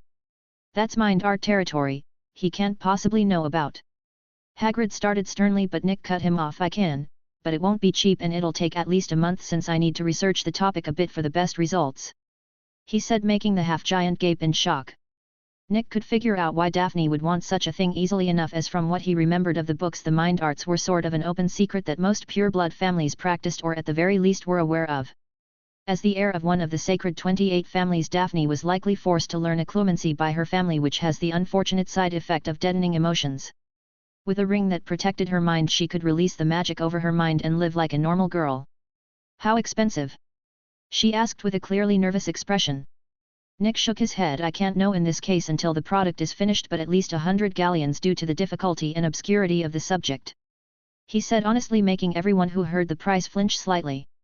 Hagrid didn't gainsay that price either, since the reasons Nick stated were valid, as those who were truly knowledgeable in the mind arts either kept that information to themselves or charged heavily for it. Ron was particularly uncomfortable with the price, as his family barely has twice that amount saved for emergencies. The Weasleys were dirt poor as far as most of the wizarding pureblood community was concerned. It showed too, since all of Ron's school equipment was hand-me-downs or second-hand, even his wand. Harry didn't know all that well what was a good price for any particular thing in the wizarding world, and simply paid prices as is, but even he could tell that that was a large sum of money. You are in luck, however, since I could find a couple books in the library, or it would take far more time. Nick said honestly. I see, I will need to speak with my family before I can make a decision on this subject. Daphne said after a moment, and Nick nodded. The rest of the visit after that is merely idle chatter until Harry found the paper talking about the robbery at Gringotts. Was it the vault we went to that day, Hagrid? He asked, making the half-giant nervous. It doesn't matter, leave it alone, Harry. The man warned sternly. But what if the thief comes after it again, will it be safe? Harry pressed and Hagrid scoffed. Course it will be. Nicholas Flamel wouldn't have given it to Dumbledore otherwise. He said but froze immediately afterwards. You never heard that? He says seriously before sending the group off. Chapter 69, Approved. Who is this Nicholas Flamel and what does he have to do with whatever Hagrid took from the vault a month ago? Harry asked with a frown as the group walked away from Hagrid's hut back to the castle. Nick didn't give out his knowledge on the matter but winced when Tracy froze in shock at the question. Right, nobility members like them probably teach this kind of knowledge to their children, he thought, and could only sigh at this shift from canon. Thankfully Harry learning what was hidden in the third-floor corridor early would probably not affect much. Nicholas Flamel is the immortal alchemist who created the Sorcerer's Stone that could turn stone to gold and create the elixir of life that let him and his wife survive for the last 600 years. He even taught Dumbledore alchemy when the headmaster was younger. She exclaimed excitedly. Is that what Hagrid took from Gringotts? This stone? Harry exclaimed as he put the pieces together. Tracy nodded. That's what it sounds like, but why would he give Dumbledore such a thing? She asked, confused. Who knows what these ancient fogies are always doing behind the scenes? Nick asked with a shrug, trying to get the conversation dropped. That is a good point, I suppose. Maybe Dumbledore is simply studying the stone to try and make his own. She suggested after a bit of thought. Once the group reached the castle, Nick checked himself for tracking spells and finding none save the one cast by Dumbledore, excused himself so that he could seek out Professor McGonagall. Best to put in my request for that room as soon as possible since I am starting to collect orders, he thought as he separated himself from his friends. Nick walked quickly and cautiously through the halls while keeping up his magical senses for any invisible disturbances. This placed considerable strain on his mind and body, caused blood to lightly drip from one of his nostrils. He felt it was necessary, however, since he couldn't afford to be ambushed by someone under invisibility. Quirrell Mort was skulking about the castle at the moment, doing gods knew what, and Nick didn't want to be in the wrong place at the wrong time. The books never spoke about what the man and his afterlife tag-along did in their free time besides hunting unicorns, and Nick had no intention of poking that hornet's nest to find out. Nick safely made it to the McGonagall's office near the Gryffindor common room and quickly cleaned away the blood on his face before knocking. You may enter. The elderly witch's voice came from the other side of the door. Opening the door, Nick found out that the room was rather small, with enough room for a large desk and a couple wall shelves, but little beyond that. It wasn't cramped, mind you, just not very large. The room was warmly decorated with reds and golds, likely symbolic to her love of her house, and had a faint scent of agar wood. Ah, Mr. Iron, I was expecting to receive a visit from you today or tomorrow. McGonagall said with a slight smile. Please have a seat so we may discuss what it is you are here for, Biscuit. She said, offering him a tray of English biscuits. Nick sat in the single small wooden chair that sat in front of her desk before taking one of the biscuits politely. I assume I am correct in that your visit is in regards to placing a request to use a certain unused classroom as a personal workshop, yes? The professor asked calmly. Nick looked surprised for a moment before figuring out why she was aware of this already. Flitwick must have mentioned it to you and the other teachers. He stated calmly, and McGonagall nodded. Yes, Phileas was rather eager about the subject after learning of your knowledge of crafting arts. I admit many of us were skeptical of his claims until Albus personally vouched for their accuracy. She said, choosing not to mention the slight twitch that came to his brow at the headmaster's name being added to the topic. I'm self-taught, if that clears things up. Nick said honestly, since assuming the system was now a part of him made this true. It does to a degree, but we are getting off topic. In regards to your request to use a classroom for recreational activities, it has been approved and merely needs you to finalize the choice as to which classroom is to be used with a member of faculty. The elderly witch said with a smile, seeing Nick's expression brighten. She found it a shame how so few of her students showed even half as much enthusiasm to a craft of any sort. Chapter 70, Organic Smithing Experiments. I already know precisely the classroom I would like to use, assuming you are not too busy to see it, that is. Nick said eagerly, but remembered that she might have other plans already. You are in luck, it seems, Mr. Iron, as I just finished my work for the day when you arrived. McGonagall said with a small smile. It's not far from here, near the charms classroom in fact. Nick said as he stood up eagerly. He then led the way to the classroom he had been caught reorganizing by Flitwick earlier in the week. Once they arrived, Nick pushed open the door only to be surprised to find that the room had been entirely emptied and clean save for a small note on the wall. I hope you don't mind, but I took the liberty to remove the unneeded items and cleansed the room for you. Sincerely, Professor Flitwick. McGonagall smiled when Nick read the note out loud, and he also chuckled at it since it was a pleasant surprise. Room 3-06 is your final choice, then I take it. McGonagall said after making a note of the room's designation, and Nick nodded. Very well, then from now this room is officially your domain to use as you please until such time as you graduate or are found misusing it. McGonagall said sternly before reaching into her pocket and taking out a simple iron key. That said, since Phileas showed me this room previously, I have gone ahead and procured a copy of the key from Argus, who holds the only other copy, she said playfully as she held the key out to him. Nick took the key with a grin. Just you watch, greatness awaits this room, he said confidently, and her smile widened. Then I shall look forward to seeing it for myself, she said with a nod of acknowledgement, and then left him in the room alone. Nick wasted no time at all, taking out the rough tools he used at the orphanage and neatly setting them up in a row on the ground against the wall, while he placed the small anvil as well as the stump it was nailed to in the center of the room.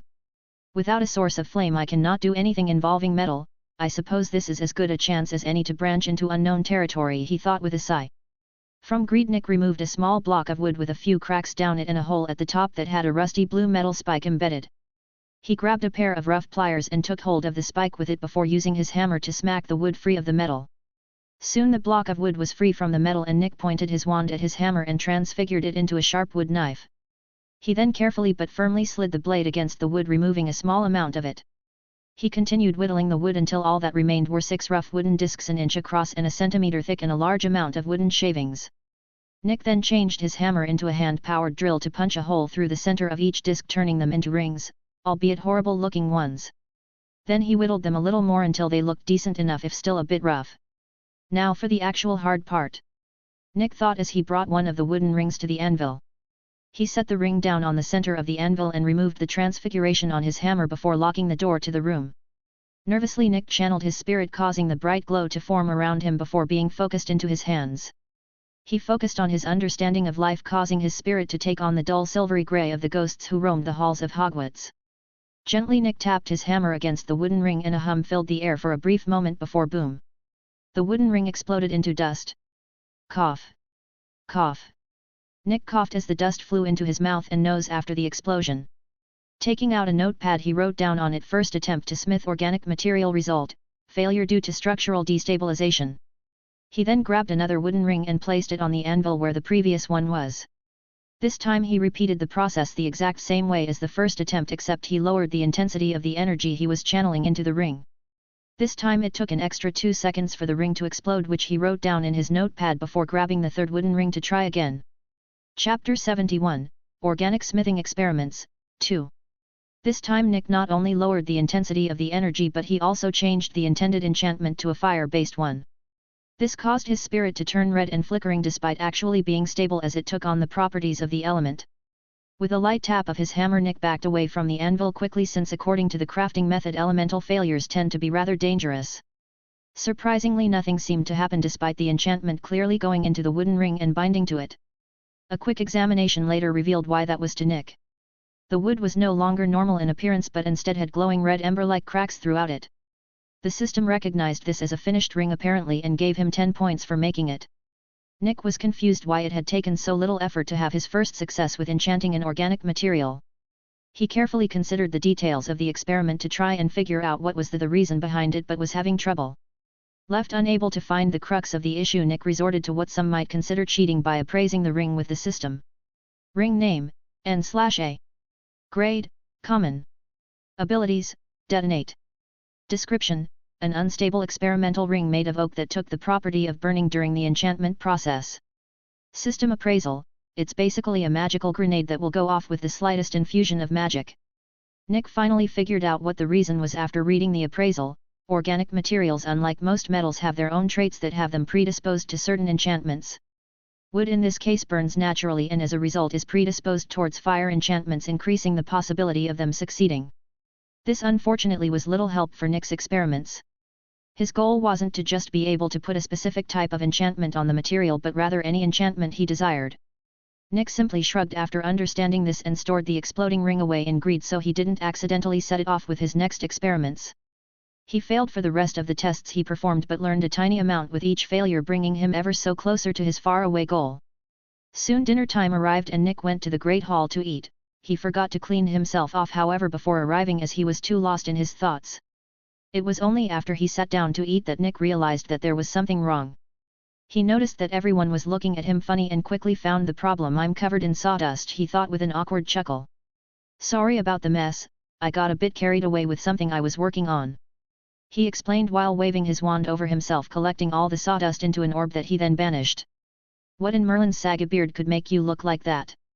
Seamus asked curiously, and the whole table leaned closer to try and hear Nick's answer. If you must know, I was trying to figure out how to make a ring out of wood since I don't have a furnace quite yet. The results tended to explode, but I'd be lying if I didn't say I enjoyed learning from my mistakes.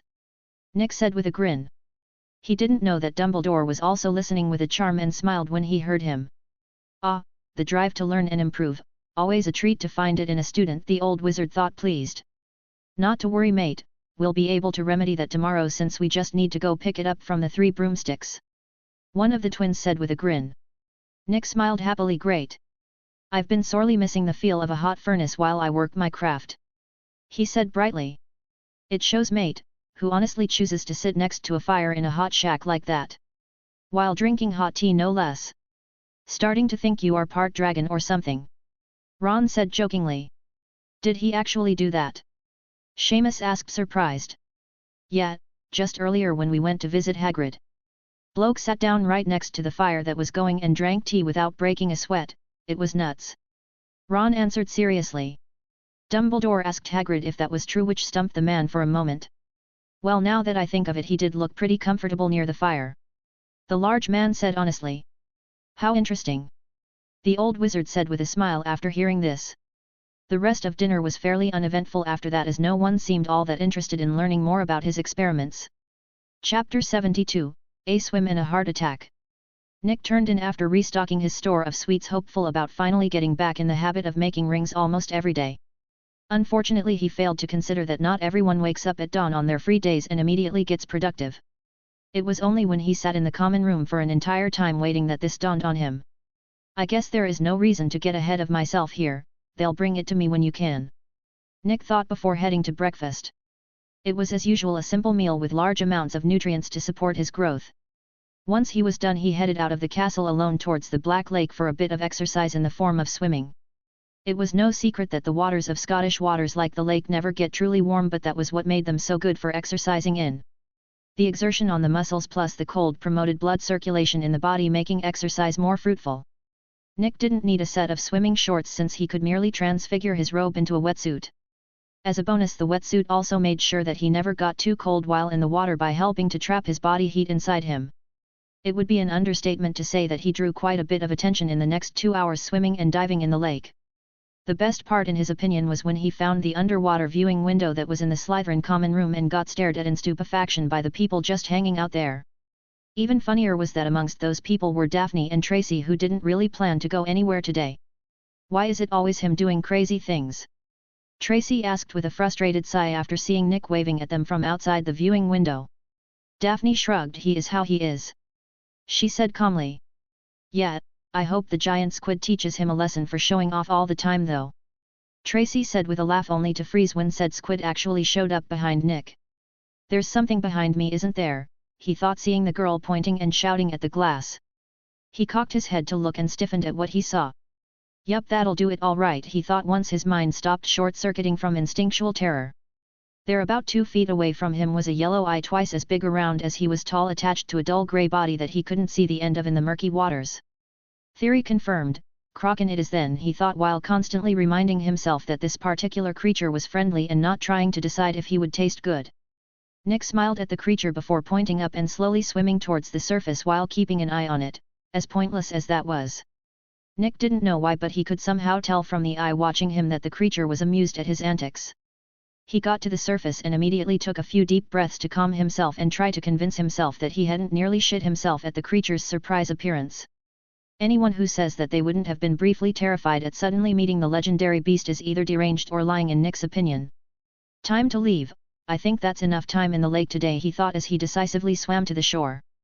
By the time he actually got to that point, the 2 Slytherin girls were waiting there already. Do you wake up in the morning, stretch, and then decide to do stuff that defies common sense, or does it just come naturally? Tracy asked jokingly. Nick chuckled as he dried off still in the wetsuit, putting his lithe figure on display.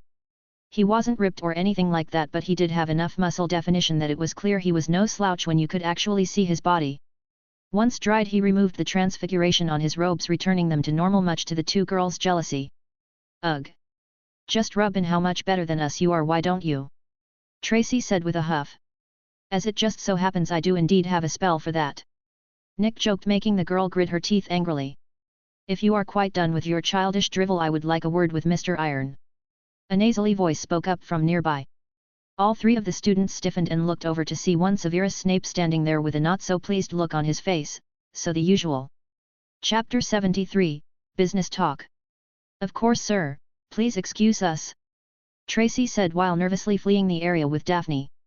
I assume this isn't about my swim in the lake, considering you certainly wouldn't care about such a pointless thing, correct? Nick asked casually. Snape seemed to appreciate Nick's frankness as the smallest corner of his mouth ticked upwards ever so slightly. Indeed, rather, I have been informed of your talent in creating enchanted objects. It is to my understanding that you claim to be able to add any sort of enchantment should you possess knowledge of the subject. Is this information true? The man asked seriously. Nick would be lying if he said he was expecting Snape to approach him about his ring making, despite the information concerning it no doubt making its way around the school. He nodded in agreement. Yes, though it should be added that if you want a specific effect out of multiple involving the topic, I require further information than if you simply wanted one with all the effects indiscriminately. Nick said, clarifying the information further. I see. I require a ring capable of detecting falsehoods, illusions if you prefer. The man said sternly, and Nick fell into thought as to what that would entail. Do you wish to see through a specific type of falsehood or to be able to detect a specific one? Otherwise, this is an enchantment requiring multiple fields of knowledge, as you are likely aware of. Nick said, looking for clarification. This seemed to surprise and impress Snape, as he hadn't thought that Nick would really put much thought into the request. Glamour spells, detection only. Snape clarified calmly. Nick nodded in understanding. I would need information on the types of spells in this category, the more in-depth the better, but assuming they share similarities, I could make a ring of detection that reacts to their presence. Any particular distance in mind? Nick said seriously. Within 4 meters. Snape said succinctly. Nick took out a notepad and started to write down all these specifications. Any particular metal or design for the ring itself? He asked, and Snape shook his head. All right, so it would take me around a month to thoroughly gain an understanding of this field of spells, then an entire day to craft the ring itself, followed by another for the enchantment process. Add in material cost and you are looking at around 15 galleons 12 nuts for the ring. Is that acceptable? Nick asked, and Snape briefly thought about it before nodding. Will that be all? Nick asked curiously, and Snape nodded before turning and walking away without a word. Well, at least he seems to have a sense of professional courtesy, even if he is still an unpleasant individual. Nick thought before making his way over to the 2 Slytherin girls waiting in the distance. What was that all about? Tracy asked curiously. Nick shrugged. Nothing all that important, just a bit of business is all. He said honestly. He wanted a ring? She asked, surprised. He did, but I won't be saying what sort he wanted, since I doubt he'd be happy with his business being given out like that. Nick said with a shrug. So you got us out of the common room, what now? Tracy asked, changing the subject. No idea, I am going to do some serious reading at the library while I wait for my furnace to arrive. Originally I was going to swim all day, but that plan was ruined. He said honestly. Oh? Have some spell in mind to be modified? Tracy asked, interested. Nick grinned. Something like that, but you'll just have to wait like everyone else to find out. He said playfully. Ugh. What is the point of being friends with you if I don't get any special treatment? Tracy complained, and Daphne giggled. Well, first you do get special treatment, and second, being friends with me is benefit enough. Nick said while acting arrogantly. It wasn't hard if you just acted like Draco. Rather full of yourself, aren't you? Tracy teased with a smile. Oh please, the whole school knows I'm awesome at this point. Nick said while rolling his eyes. They probably also think you're mental for swimming in the Black Lake. Daphne pointed out, leaving Nick embarrassed. To be fair, the lake is perfectly safe so long as you don't go making anything in it mad on purpose. He defended himself half-heartedly. Is that why you looked like you just saw you-know-who earlier when the squid showed up? Tracy teased, and Nick scoffed. Whoever started the rumor that was a squid deserves to be haunted by Peeves. The thing is clearly a kraken. No squid gets that big. he said irritated, but the girls laughed thinking he was joking. Chapter 74, The Art of Illusions. Nick split up with the girls after that since he was headed for the library and they weren't. They weren't the only students relaxing today, as in truth most were, with even the ever-studious Ravenclaws not having their noses in some book or other. There were of course a few students like Nick who were still studying today, such as Hermione, who was as per usual buried in a pile of books that served no purpose for her. Nick ignored the girl and started looking for books on glamour spells in the library, which proved to be a massive chore in and of itself. He specifically avoided the ancient section of the library since any books on the topic he found there are unlikely to be of much help in this case. This isn't to say he won't eventually look them over, merely that the normal books would be best for the ring. After an hour of thorough searching, Nick found a total of 10 books on illusions. He of course started with A Beginner's Guide to Glamour by Susan Corven. That was clearly an introductory tome on the subject, unless the author had played a cruel prank with the title.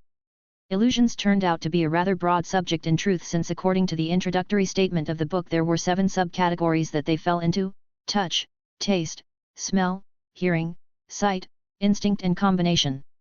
All illusions fell into one of these categories without fail, and those who tapped into more than a single one fell into the final one. The most famous example of this was the disillusionment charm that covered sight and instinct by making the caster nearly transparent and causing those looking at them to instinctually ignore the mistakes left. Nick skimmed through the book quickly, as the rest of it was less informative and more just a bunch of spells falling into each covered category. Nick wasn't interested in most of these spells since besides serving as pranks they were nearly useless to him. Sure, they had other uses, but Nick doubted he'd ever really need to make his farts smell like roses. After finishing with that book he started on the next one that was by no surprise also written by a woman and covered false beauty charms. He once again schemed through this book but deemed it nearly useless once again. The third book however made him wonder Dumbledore hadn't put it in the restricted section yet. The book was called The Art of Terror, an illusionist guide, and much like you would expect from such a title it was filled with information about fear-based illusions. If there was ever a dark guide to use illusions, this book counted without a doubt. Nick was equally impressed with how informative the book was as he was with how disgusted he was at the spells contained within. There was even a legitimate curse in the book that worked like the fear toxin that Scarecrow used in the Batman comics. The only reason Nick knew this was because apparently the memories involving his personal life and things that weren't shared between the two Earths had been removed. The rest still remained, and apparently comic books were the same in both worlds, so DC and Marvel were a thing here as well. It still amazed Nick how similar things were between the two worlds despite the active presence of magic in this one when it was missing in his previous life. Nick didn't dwell on that rabbit hole for too long however and went back to his books. Nick made sure to memorize a couple of fear-based illusion spells including the curse so that he would be able to use them if it came down to it. Fear was a powerful tool after all, and if used correctly made for excellent protection. Moving on from there, the next 2 books were barely better than the first 2 books since they covered illusions that were small scale but fairly useful, such as the candle spell that made one see a single candle wherever they cast it. The nifty part is that you could actually use the spell to read without any actual light somehow. Nick chalked it up to magic. The 6th book was basically full of legitimate pranking spells that Nick may or may not have copied a few of for later use. The final book was called A Practical Compendium of Illusion by Quentin Fern, and like the title hinted, as full of practical illusions including the disillusionment spell. This book alone gave Nick the biggest boost in understanding illusion spells, as it even covered what made them similar to each other. Apparently all illusions worked by manipulating the information sent to one's brain before it was sent, which explained why it still worked on occlumency. Chapter 75, The Furnace. Occlumency was the magic of protecting the mind from intrusion as well as organizing one's mind. The way it did this however was from an internal point of view rather than a biological one, which meant that illusion that messed with the mind via biological means still worked. Despite finishing the books, Nick was not nearly done researching the topic, or else the timeline he gave Snape would be massively overblown. No, what he needed now was a true personal understanding of the subject rather than just fact memorization, and that will only come with time and experimentation. Nick's timeline had to include the time he wasn't using to learn about illusions such as class, sleep, smithing to improve his skill, and even hanging out with his friends. All that combined removed a whole 2.5 weeks worth of time available to him. This meant he in theory had about a week and a half's worth of time to get a good understanding of illusion magic. Not a super long amount of time, but certainly acceptable. The best part out of all of this however was that learning was worthwhile for Nick, as the more he knew the more dangerous and powerful both he and his works could become. He finished the final book just in time too, as the twins entered the library excitedly looking for him. "Oi! We got the thing!" They yelled at him, much to the librarian's ire, getting all 3 of them kicked out of the library. Did you know we had to go through like 12 people just to get this bloody thing?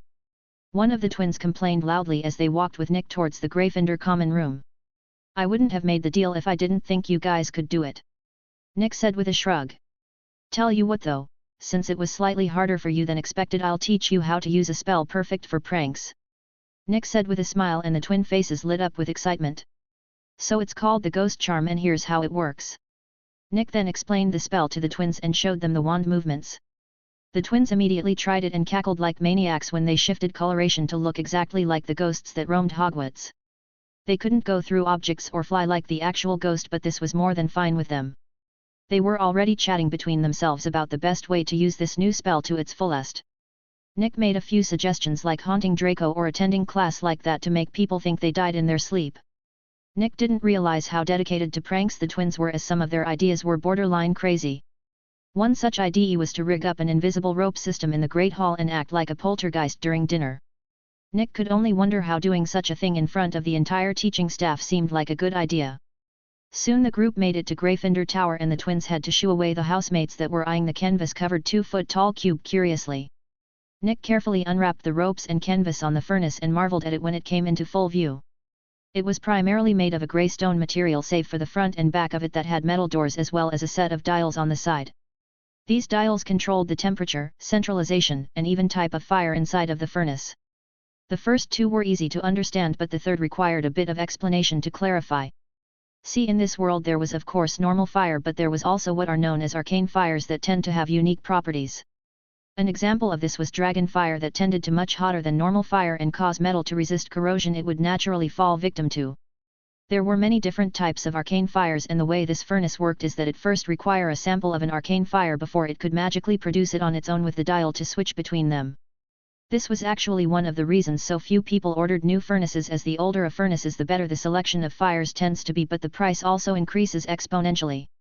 Nick had seen fire seeds in the shop and could only shudder at the price that tended to be rather hefty, at the cheapest dragon flame seed costing nearly 100,000 points and the most expensive void flame reached 700 million points.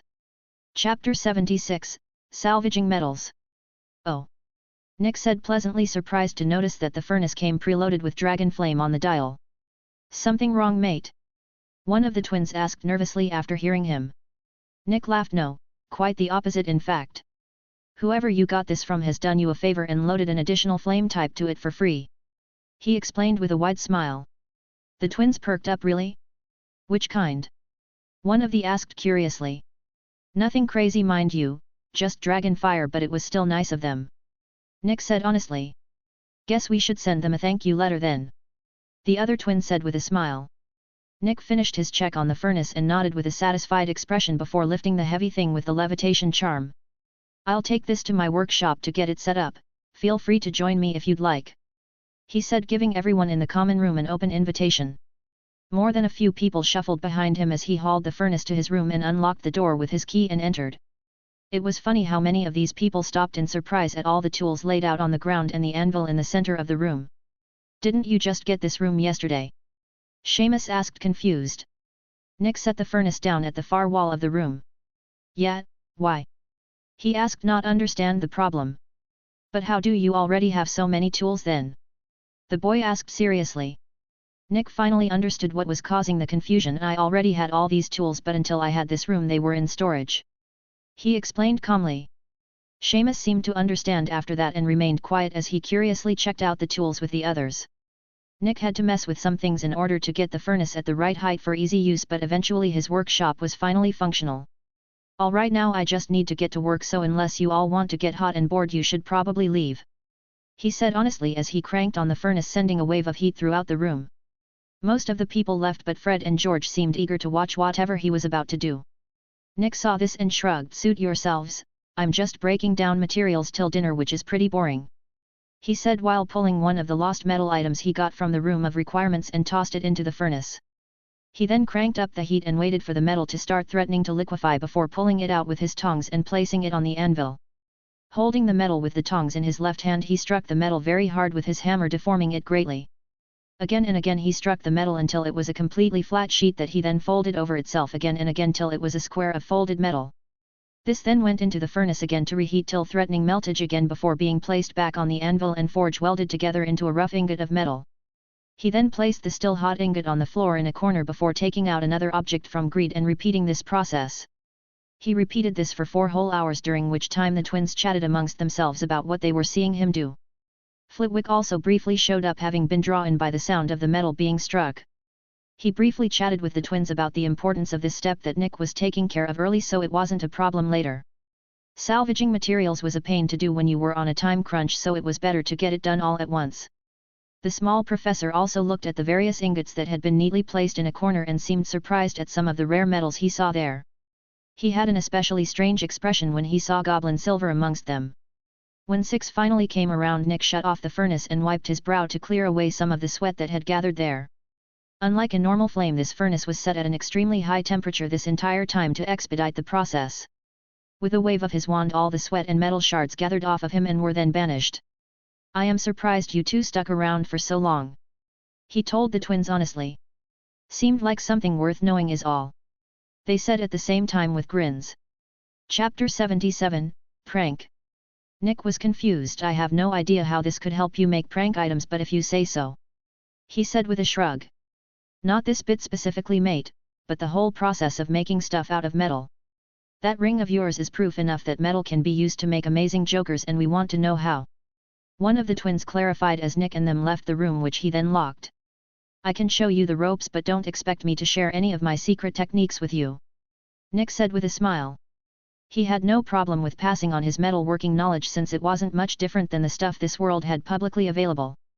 He knew to keep the magical aspect of his knowledge hidden, however, since he had no plans on just handing out his secrets freely. "You'll be able to watch me actually make something tomorrow, though you'll need to leave when I go to enchant it," Nick added as he started to make his way towards the shortcut to the first floor. "Works for us," they said at the same time as they followed alongside him. Nick made it to dinner slightly after 6:30, but no one seemed to mind, since word of his workshop had already started to pass around via word of mouth. Flitwick, who had actually seen the current state of it, happily shared the information with the staff and even shared that he had seen Nick already using it to a degree.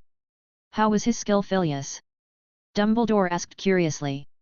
"It was rather odd actually, as it felt both refined and yet inexperienced at the same time. My guess is that it's a result of having learned it on his own," Flitwick said honestly. "Like his mind and body aren't in sync, yes?" Dumbledore asked with a gentle smile, catching the professor off guard. Flitwick recalled the movements Nick was making earlier and couldn't help but nod in agreement at Albus's words. "Yes, it was quite like that." "I assume you know why?" the small professor inquired curiously.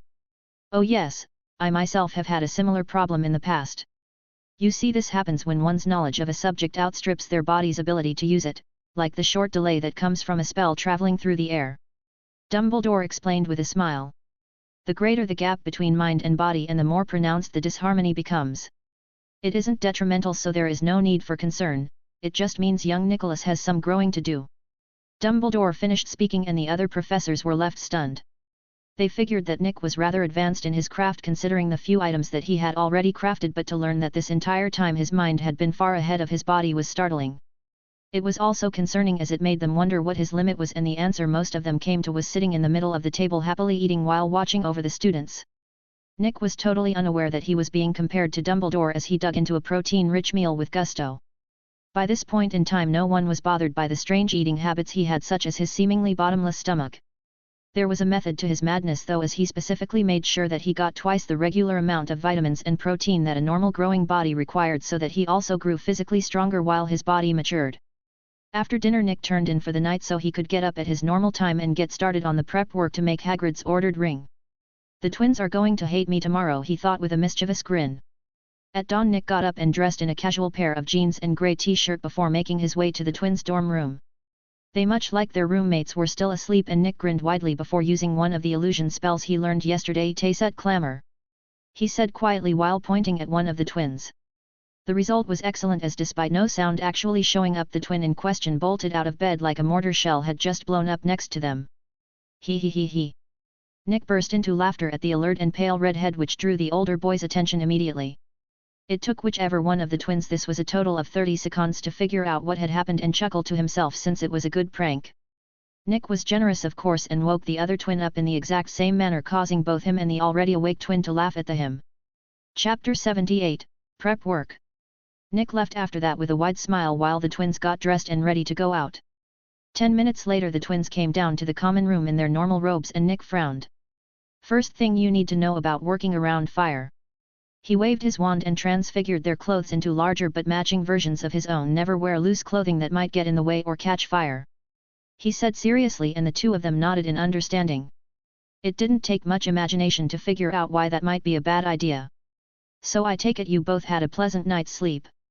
He asked with a grin, and the twins chuckled. You got us good, we admit, but know that we shall have our vengeance. One of them said righteously, and Nick laughed. So long as you keep it out of my workshop I have no problem with that, he said before turning to leave the common room. The workshop was just a bit down the hall from the painting of the fat lady, so it took no time at all to arrive. Nick unlocked the door and quickly looked over the room but found nothing out of place. Can't risk it, he thought as he used his magical sensitivity to double-check the room, this time finding an anomaly. It was a small thing attached to his furnace, but the sinister tinge the magic held told him exactly what its source was. Feeling threatened, are we Voldemort? Nick thought, slightly amused at the pathetic attempt at sabotage that he pulled apart with a quick finite incantatum tuned to the hex itself. The thing's intended purpose was to cause his furnace to explode once a certain temperature was reached, likely killing or crippling him in the process. So he wants to avoid direct actions against me for some reason. Fine, two can play this game, Nick thought coldly as he ignited the furnace and switched the flame to dragon fire. He didn't turn up the heat, however, as he was aware that it was best to let the furnace warm up before really bringing the heat. He explained this to the twins as well as that it helped prolong the life of the furnace. The things were made stupidly durable, but they, like all items, eventually reached a point where they fall apart. Nick then went over to his stack of rough metal ingots that would actually not be all that useful as they are, but could be stored as is fairly easily. If he were to try and make anything with them as they currently were, the metal would be full of flaws and very brittle. Grabbing one of the numerous bars of dragon steel, he walked over to the furnace and cranked up the heat bit more. It took no time at all for the violent dragon fire to raise the temperature of the room by a large amount. The twins were glad for the transfiguration applied on their clothes as they were starting to heavily sweat.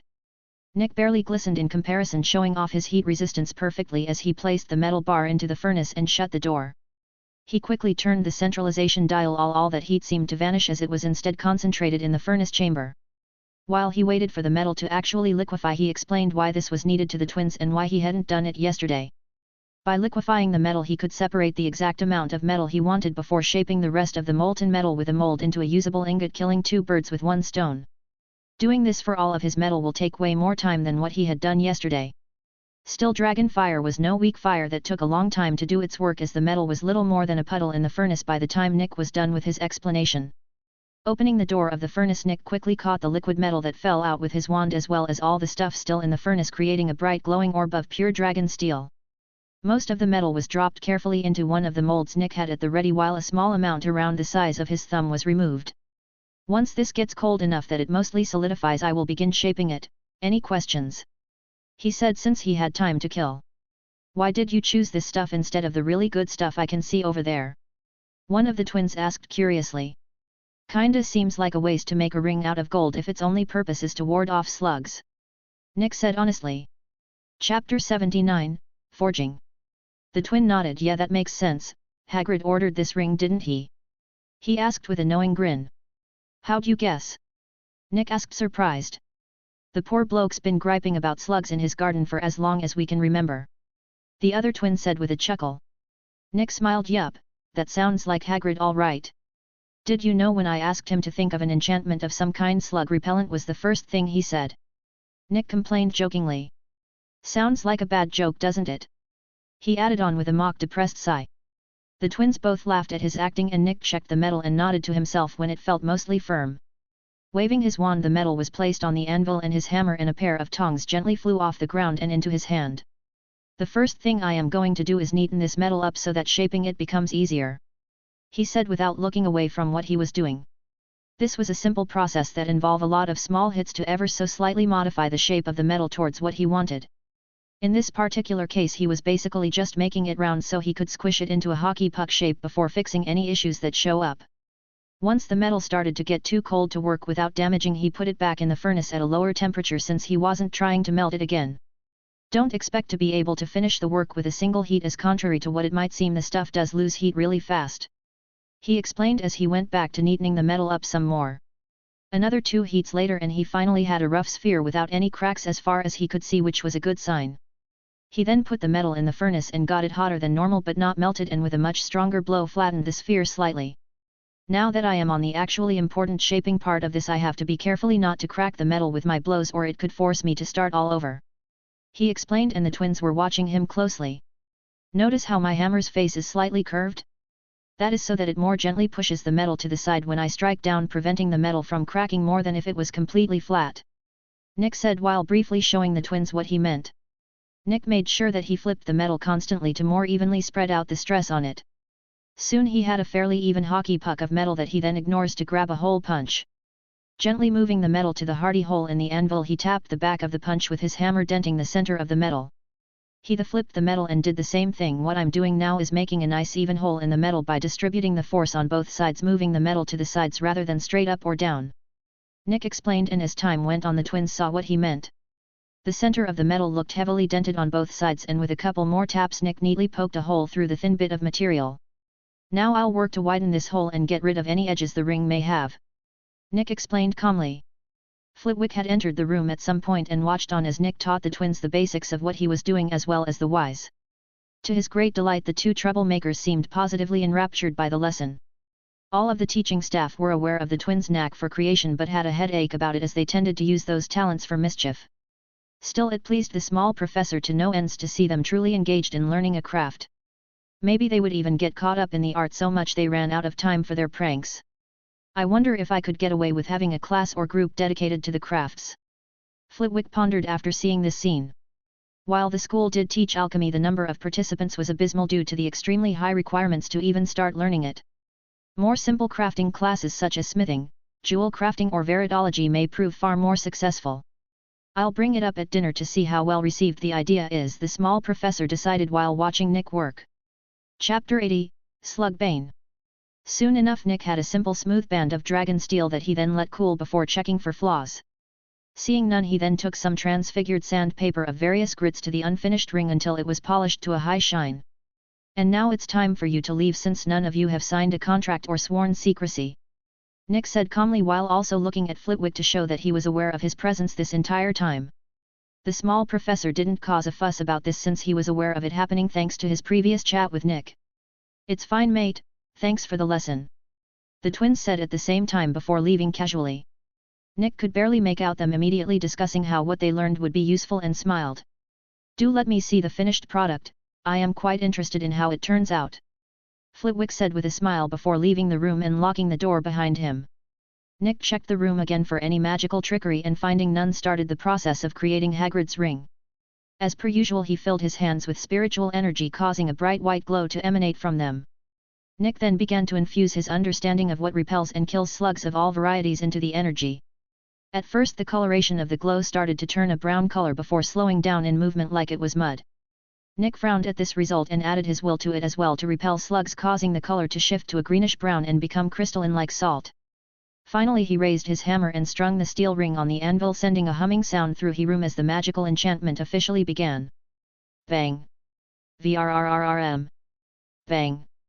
VRRRM! Strikes and humming filled the room like an unusual and tonal music. Despite being cold metal, the ring was brightly glowing in a similar shade to the energy around Nick's hands. For 4 hours Nick beat the enchantment into the ring's every place, and with one final blow he swung down the hammer and spoke Slugbane. And the humming reached a fever pitch before suddenly stopping as the name set in. Ha ha ha! Nick panted while his whole body ached, and he dropped the hammer with the rest of the tools. Ring name, Slugbane. Grade, Uncommon. Abilities, Autozizing, Slug Repel, 26 meter, Slugicide, 25 meter. Description: a dragon steel ring created by an up-and-coming ring smith to repel slugs within its area of effect. System appraisal: an unorthodox but practical ring. Nick was satisfied with the appraisal since it showed his improvement since the time he crafted Sanner. I'll be referring you as well soon, Nick thought while rubbing the ring in question appreciatively. The ring had served its purpose well, but Nick knew he needed a more powerful enchantment to truly keep his mind safe. storing the completed ring in greed before removing quite a few snacks from the ring and eating them voraciously. Nick knew he had missed lunch during his forging session and his body was craving any sort of fuel it could get. Most of his friends assumed that he kept so many snacks for if he got puckish, but the truth was because he knew the toll that forging demanded from his body. I should really ask how to make lembas bread the next time I see the old elf. Nick thought as he ruefully ate his 6th chocolate chip cookie. Once Nick had satisfied his body's craving for calories, he shut off the furnace and left the workshop. He then took the shortcut to the first floor and made his way to the library since it was only 5 and he had an hour to kill before dinner. Sitting in the under-visited ancient section, he cracked open the book of fundamental magic he had gotten from it a while ago. He was halfway done with the thick tome and was eager to learn the secrets held within its pages. Unlike the books on illusions that he devoured in a single day, the stuff in this book was much harder to process fully, taking far longer to finish the book. Nick learned that apparently there used to be many more species of magical trees in the past, but that as the use of wands got more and more popular, they started dying out since they were being cut down faster than they grew. The author of the tome expresses great sadness at this fact in the writings of this part of the book, and Nick sympathized his plight. It was sad that in the pursuit of power, wizards had systematically cut off their own resources to it. Chapter 81, A Strange Plan. Nick suddenly had an idea, small at first, but the more he thought of it the wider his grin became. A garden of extinct resources for my use only. He thought with a bright expression. The way he planned to obtain these resources is quite simple really, and the best part was he knew exactly how to pull it off without messing with history. See, in this world the single most broken form of magic seems to be heavily underutilized, time magic. To be more specific, the magic of traveling back in time using a time turner. Any attempts to go further back in time than 5 hours always destroys the device, and since its creation method was lost, no one save a certain alchemist knew how to make more. Even worse was that any attempt to recreate the techniques is heavily prosecuted by the Ministry in fear of paradoxes. You see, history wants to happen, and if someone from the future goes back in time to try and change things, time gets shuffled in dangerous ways to compensate and keep things the way they were meant to be. This meant changing history is technically impossible, creating a paradox-like effect with dangerous consequences.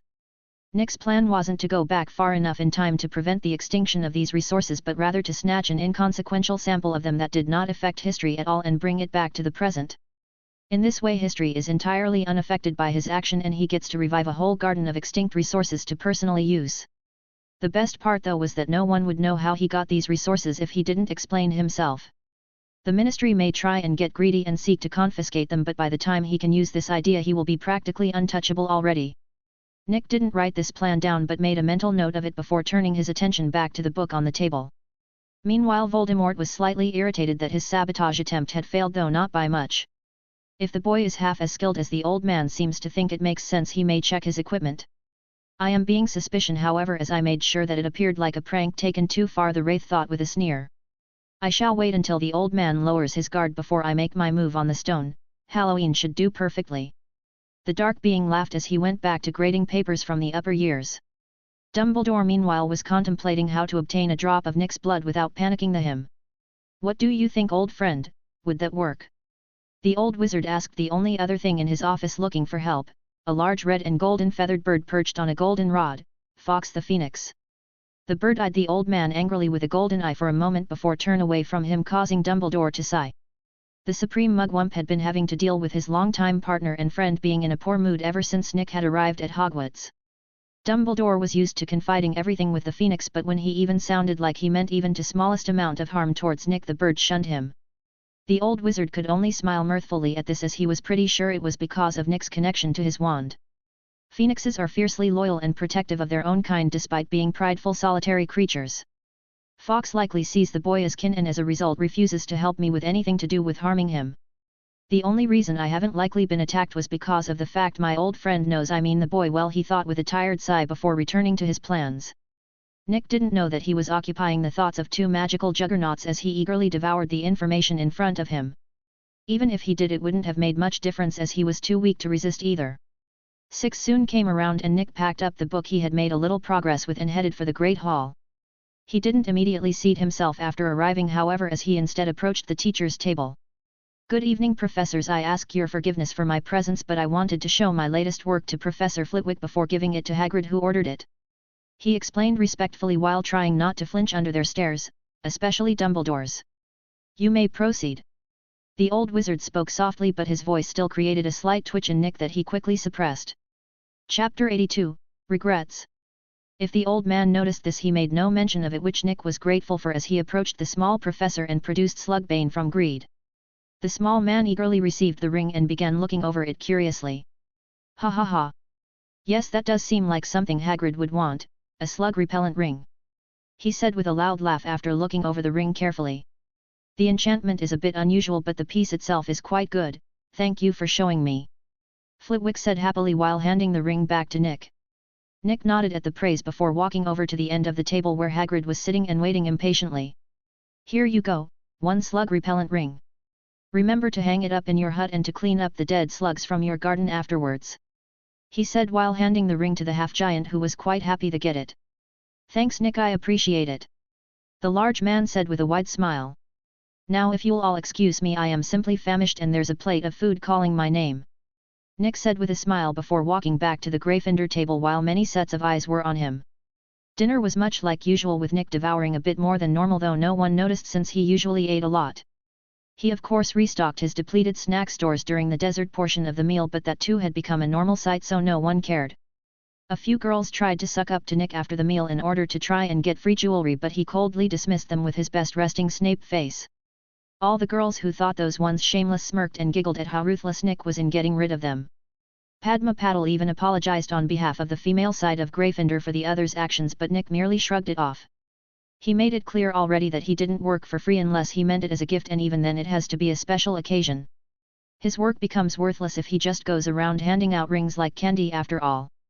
Nick wasn't surprised to find out that a certain elf had shown up in his dream again when he turning in for the night. I'm not upset about the way you've used my inheritance, you know. The elf said with a sigh, and Nick was confused. You aren't? He asked in disbelief. The elf chuckled and shook his head. No, quite the opposite really.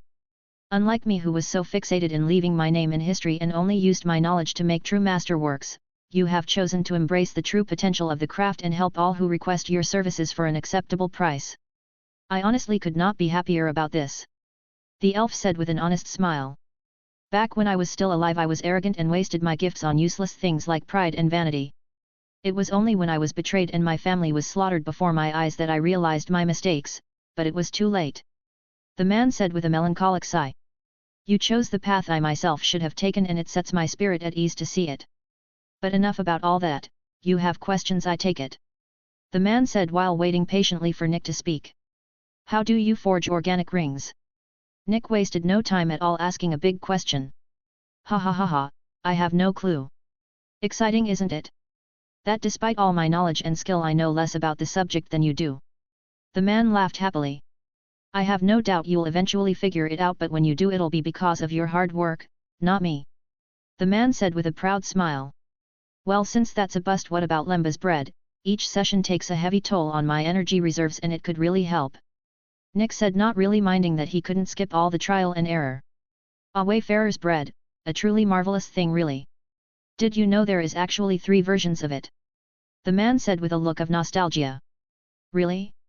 I only know about the one kind that can serve as food for a day per bite. Nick said, surprised.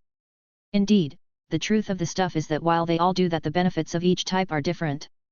What you need is the soldier ration bread that is packed with proteins and vitamins so you can fight, or in your case forge on an otherwise empty stomach. I myself used it often. The man then explained how to create the stuff before the dream ended and Nick awoke. Chapter 83, Easing into the Schedule. Nick immediately wrote down the recipe for the Lemba's bread and left the Gryffindor Tower early to make his way to the kitchens. No one was awake at this point since it was shortly after dawn, and even Filch had turned into bed at this point after a night patrolling the school for rule breakers. Nick was still weirded out about how the pear in the fruit bowl painting giggled when you tickled it, but opened the door to the kitchens anyways.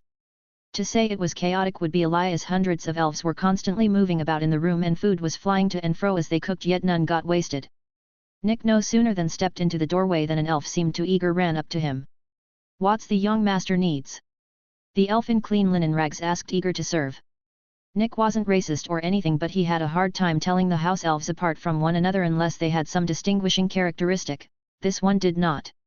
Would you please make a few loaves of this recipe for me to use throughout the day? Nick asked with a polite smile while handing over the recipe. The elf grabbed the paper and vanished without the slightest hint of hesitation to go do as it was asked. While he waited, a couple more elves set up a chair for him so he didn't have to stand the entire time he was waiting, which he thanked them for. It was both disturbing and slightly cute how the house elves got super embarrassed at being thanked for their work. Nick found out while he was waiting for the lembas bread that he was actually pretty famous with the Hogwarts house elves as the greatest friend of Harry Potter. Nick thought it rather funny that in the house elves' eyes he was playing second fiddle to Harry when for the most part it was the opposite that was true. The bread was finished about 5 minutes before breakfast and the 5 loaves had been cleanly wrapped in cloth. He once again thanked the elves for their help before leaving the kitchen and heading to the Great Hall to actually eat. Today was potions and herbology just like last Monday, and Nick planned to get some practice with illusion spells during his free period. He paired up with Tracy and Daphne again since that was his preferred placement in the potions class.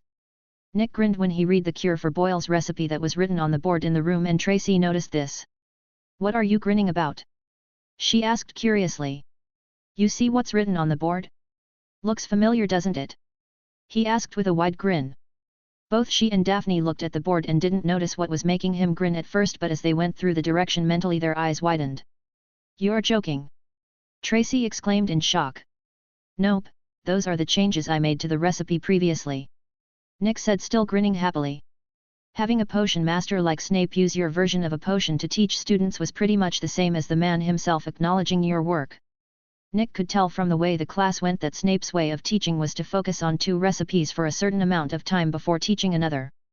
This did get the students more comfortable around the subject, but the very professor's presence was enough to make people nervous and accident-prone, which removed some of the benefits.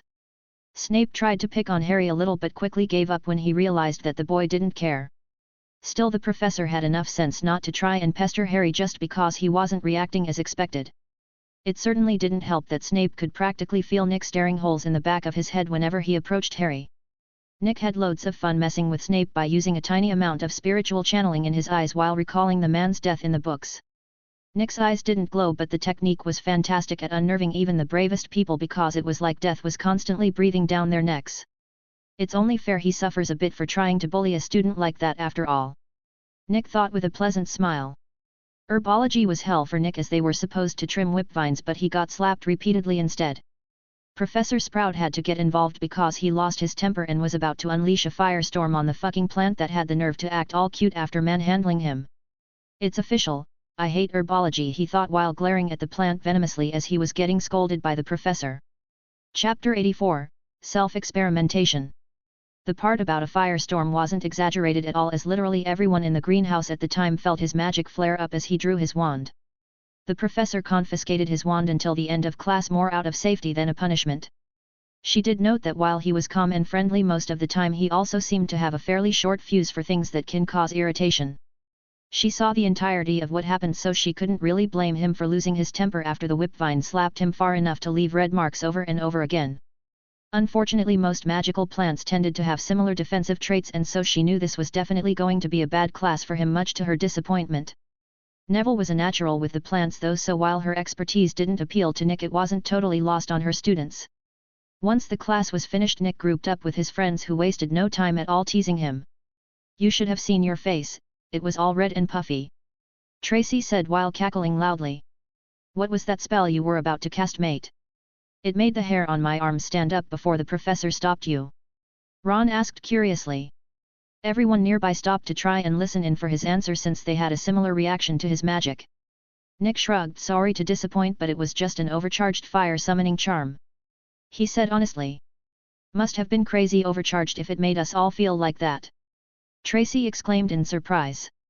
"In case it wasn't obvious, I was positively livid at that moment, so holding back was the furthest thing from my mind," Nick admitted, embarrassed.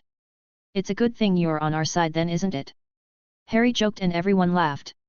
Once all the famous nonsense vanished, mostly thanks to Nick, the boy who thrived at Hogwarts and really opened up in the last week.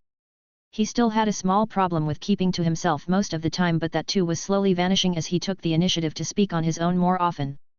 "You guys head on without me, I've got a bit of work I still need to do," Nick said as he separated from the group. He made his way to his workshop while flicking his magic sense on and off in an attempt to remain safe while also not bursting a vessel in his nose. It proved unnecessary as he felt nothing off the entire trip and made it to the workshop just fine. He was paranoid and knew it, but considering the Dark Lord had made an attempt on his life the previous day, he felt it warranted. The man had apparently not decided to try again since there were no foreign magics in the workshop after a quick check letting Nick lock the door behind him and relax. The reason for the secrecy was because he didn't want to reveal that he was using illusion magic spells on himself to speed up his understanding of them. Personal experience was a heavy focus in the Celebrumber style and Nick knew that casting the spells gave him that, but he didn't want to bully some of the other students to practice leaving himself as the target. Having your senses messed with was a very unfun thing to experience, but at least this way he can understand the spells better having felt their effects on himself. Obviously he wouldn't use the darker fear-based illusions, but the rest were all fair game in his opinion. Nick took a deep breath and pointed his wand at himself in Vorto. He said, and immediately the entire room seemed to move and Nick found himself standing on the ceiling alongside all his tools and equipment. This illusion messed with one's sense of gravity and as a result made them think they were standing on the ceiling even while on the ground. This spell would give someone a complex if used outside. Nick thought as he walked around to acclimate himself to the strange sensation. He even tried to jump and was immediately overcome with an instinctive sense of vertigo as he could no longer tell up from down. For a moment there I felt like I was about to fall into the actual ceiling. Nick noted when his heart rate settled from the sudden strange sensation. Finite incantatum. He spoke and dispelled the illusion, restoring the world to the way it was supposed to be. He pulled out a notepad and wrote down the spell alongside its possible use to disorient an opponent. Chapter 85, Emotional Turmoil. Nick moved on to the next spell after that, Falsus Aurum. And a yellow-colored spell flew from the tip of his wand and struck him in the chest. He cringed as the spell took effect and literally everything he looked at suddenly seemed to be made of shiny gold. At first someone inflicted with this illusion may find themselves thrilled, but being constantly surrounded by a single color and hit with dazzling glints looking at anything became nigh unbearable. Nick shut that spell down immediately as he could feel a headache forming from it. That was downright unpleasant with how gaudy it was. Nick mentally complained. The spell after that though was far worse, about getting on his nerves, and he wanted to curse the person who made it because they were clearly insane. Chorus Cicadae. Nick's hearing was suddenly filled with the sound of thousands of crickets all at the same time. The worst part is that the sound seemed to move constantly. The sound grated on his nerves, something unreal, and Nick quickly removed the illusion and took several deep breaths to calm himself and not do something stupid. Note to self: learn occlumency for anger management. He thought seriously, as this was the second time today alone he has had a problem with his temper. He didn't know what the reason was for why he seemed to be losing control of his emotions recently, but it was starting to become problematic. Self-restraint was starting to become very hard with the way his emotions seemed to grow uncontrollable these days. He of course checked to see if he had been hit with some sort of spell that was causing it, but he had no such luck, so the problem was clearly something else. There was honestly so many different possibilities that Nick couldn't make an accurate guess what the problem was. Stress, the conversion to elf, his wand, and the list of possible triggers goes on and on. He didn't really need to know either, since all he really needed was to get control over himself, even if it meant deadening his emotions with occlumency. He spent the next couple hours experimenting with illusions and battling with the emotions them may create, typically anger. These illusions one worked directly on a wizard, however, rather than on their surroundings, which is what Snape likely wanted to deal with. Still, the experimentation session expanded Nick's understanding of this branch of illusion spells drastically as he personally experienced their effects. Dinner time came and Nick ended up getting concerned looks from his friends who noticed something was wrong with him, but they couldn't figure out what. The three Master Legilimens in the Great Hall were even more troubled by him, however. To them he was constantly projecting emotions, which was fairly normal for children. However, his emotions were constantly rotating into different ones for seemingly no reason. Anger, sadness, depression, elation, tired, and more, just in a constant and random manner. All three of them could tell that there was a glamour over Nick's face, preventing anyone from seeing his constantly shifting expression, meaning he was aware of the problem. For Dumbledore and Snape, they were worried that Nick had been cursed somehow. For Voldemort, however, he thought Nick had damaged his mind somehow, likely from incorrectly learning occlumency, which was a good thing for him as many spells required specific emotions. For him this meant if this problem wasn't fixed, Nick may as well be crippled beyond a certain point magically. Despite seeing this, none of them planned to involve themselves with it in hopes it resolves itself to their satisfaction. Nick found out what the source of the problem was when he went to sleep after dinner was over. "You know, I'm starting to think your luck might be a little off," the familiar elf said with a chuckle. "This situation has something to do with my transformation then?" Nick asked seriously. The elf shook his head. "Oh, it's a bit more complicated than that, I'm afraid. From what the system has told me, it's a mix between that, your wand, and the huge amount of ambient magic in your surroundings." See, the transformation of your soul into an elvish one has reached the part of it related to your emotions, and your wand via its connection to your soul is apparently pushing the personality of its core onto your soul. According to the system, the spirit of the celestial bird hadn't dissipated with its death but rather went dormant in the feather it gave away. All that remains is its power and personality, however, so the wand is apparently using the transformation to pass on this property, and it's messing with your emotions from the dissonance. The elf explained in a long-winded way. Chapter 86, Rough Time. What about the ambient magic you mentioned? Nick asked after digesting the information he just received. That's the nifty part. See, the system hadn't been able to calculate that factor into your transformation's timeline since it couldn't have information you yourself lacked. It's not actually some cosmically powerful thing but rather a mere tool, and its abilities require your input to do anything. In a way you could say it's actually powerless without you. Until you came to Hogwarts it was totally blind to the extremely potent magic that would soon be in your surroundings. The elf said, and Nick understood what was implied. So the timeline is actually shorter on my transformation? He asked, seeking verification. Drastically so, it dropped from 3 years to 1 in a few days. The elf said, good news however is that this whole emotional turmoil should clear up in 3 days, so try and keep yourself under control till then. He added with a reassuring smile as the dream ended and Nick woke up. Nick washed up and reapplied the glamour charm to his face to keep the others from getting too suspicious of him. I can do 3 days, he thought firmly. Nick underestimated exactly how difficult it was going to be, however, as Flitwick noticed the glamour immediately. Is something wrong, Mr. Iron? He asked, concerned. It's nothing to worry about, Professor, I'll be fine in a few days. Nick, while controlling his voice with much difficulty. Very well, but if you need help please do seek it. Flitwick said, obviously not believing him. The professor left Nick alone after that but sent a few glances at him every now and then with a concerned expression. Nick avoided his friends after the class was over and found a place to remain hidden from others as his emotions shifted constantly. The next day was far worse as he had to grip his broom very hard as it kept moving about due to his constantly fluctuating emotions. Astrology was much easier as it was merely cramming information again and didn't need much emotion at all. Defense against the dark arts, however, was a very big problem. Quirrell specifically seemed to have it out for Nick as he constantly called him out for various reasons. Demonstrate the spell, read from the textbook about so-and-so, partner up with Malfoy, things like that. It didn't take a genius to figure out that something was very wrong with Nick, and none of his friends could ever find him after class to ask.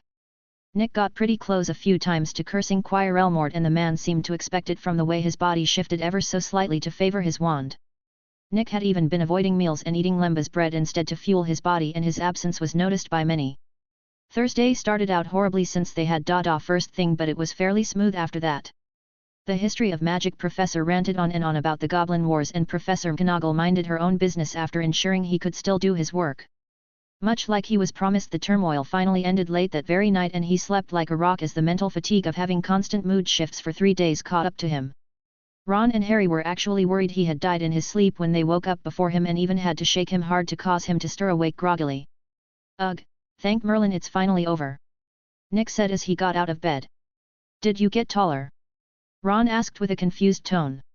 Nick looked at him and noticed that he had in fact grown a couple inches and now had to look down a little to make eye contact. Looks that way, let me tell you mate, puberty sucks. Nick said with a tired grin. Was that what was bothering you this whole time? Harry asked, confused. Nick nodded. Yeah, something like that. My emotions were all out of whack for the past 3 days, probably because of this growth spurt. Didn't want to bother anyone with it though, so I avoid you all. Sorry about that. He said, rubbing the back of his head in embarrassment. So long as you're fine now it's all roses. Ron said, happy it wasn't something to do with them. Yep, fit as a fiddle and twice as handsome. Nick said with a grin. Harry chuckled. Yep, you are back to normal. He said with a smile.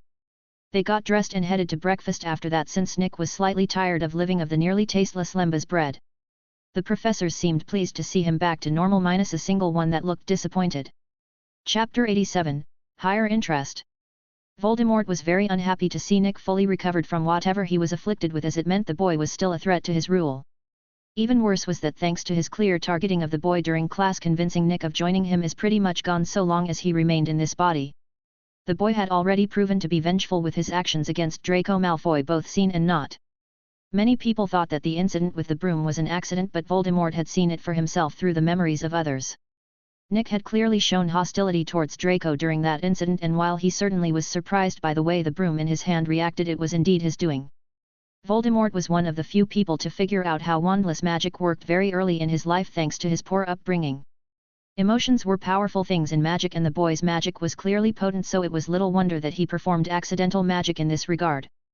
Voldemort was also quite interested in Nick's ability to create artifacts despite never learning ancient runes.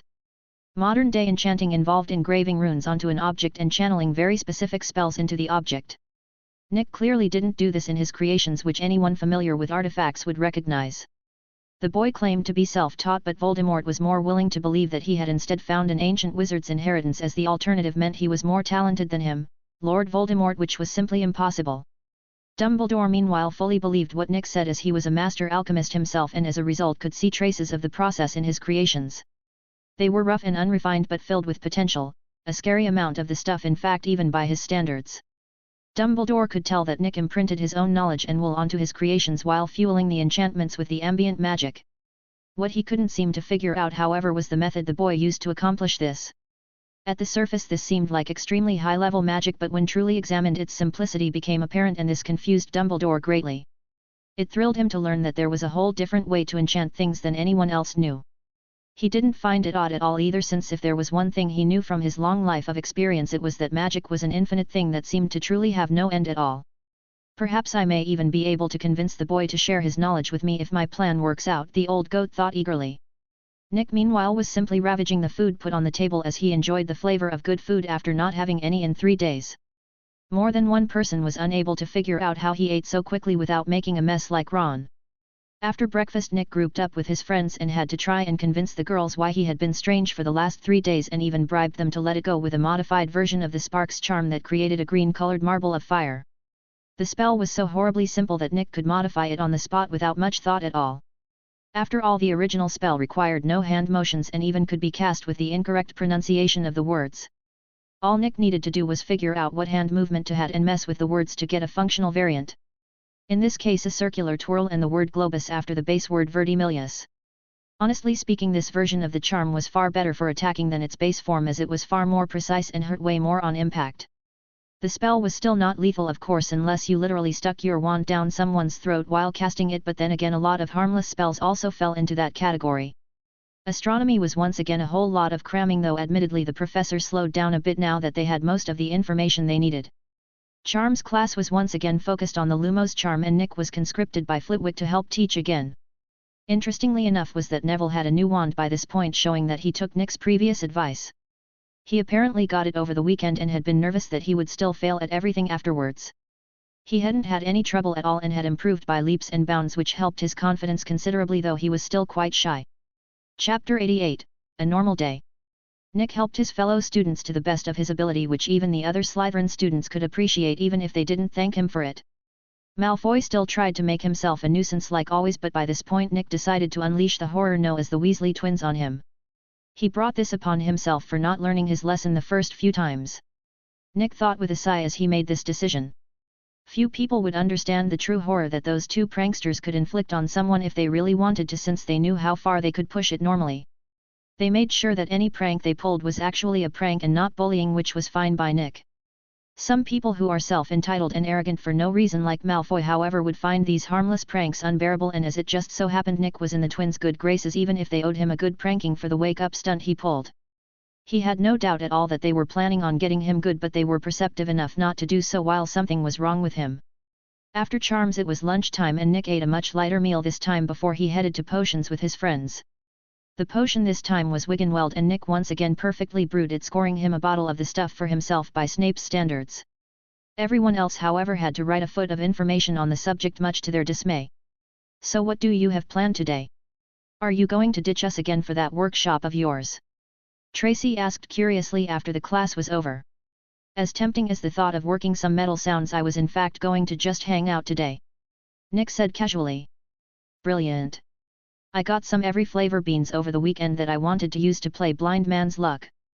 Ron said excitedly before rushing off to the Gryffindor common room to retrieve said beans. What's blind man's luck? Daphne asked curiously. It's a game I came up with on the train involving every flavored beans that is loads of fun. Nick then explained the rules of the game and the two girls looked interested. Ron soon returned to the hangout spot with a jumbo-sized box of every flavor beans that hadn't been opened.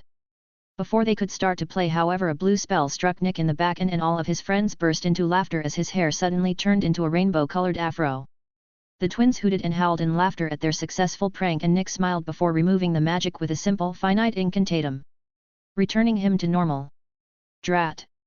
We were sure it would take at least a trip to the hospital to get removed. One of the twins said unhappily after seeing their work so easily dismissed. Nick chuckled. It's rather hard to force me to such an extent as needing to go to the hospital ward. I assume you've gotten your need to get back at me out of your systems now? He asked with a smirk. Yep. We're even now, so hurry up and get us our rings. The other twin said cheerfully. I should be done with them by Monday. On an unrelated note, I have a bit of work that may interest the two of you, Nick said, catching his friends and the twins' interest. Nick explained to the twins about Malfoy and his attitude before offering a couple galleons to the twins to knock the arrogant child down a few pegs. Tracy and Daphne decisively remained out of this matter, as even in Slytherin House Draco was an insufferable prick.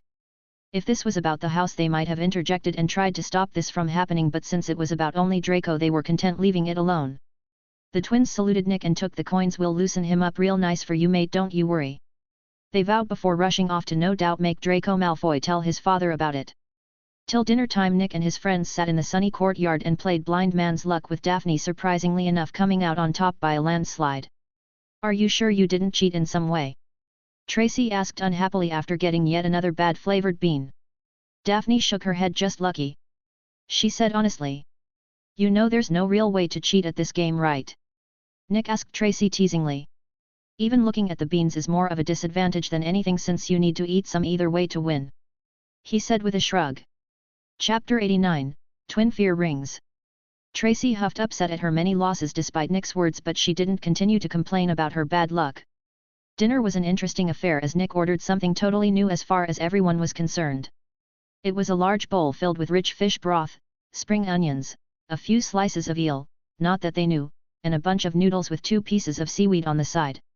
Despite the rich foods around them, the other students around Nick couldn't help but be attracted to his meal. Dumbledore had of course also ordered a bowl of the stuff for himself, having found that Nick had good taste in food in the past. It started to spread once the curiosity grew too much and more people started to ask for a bowl of the stuff. McGonagall and surprisingly Snape also ordered a bowl after seeing how much the headmaster seemed to enjoy the dish. Many found themselves delighted by the savory and flavorful dish that had graced their palates.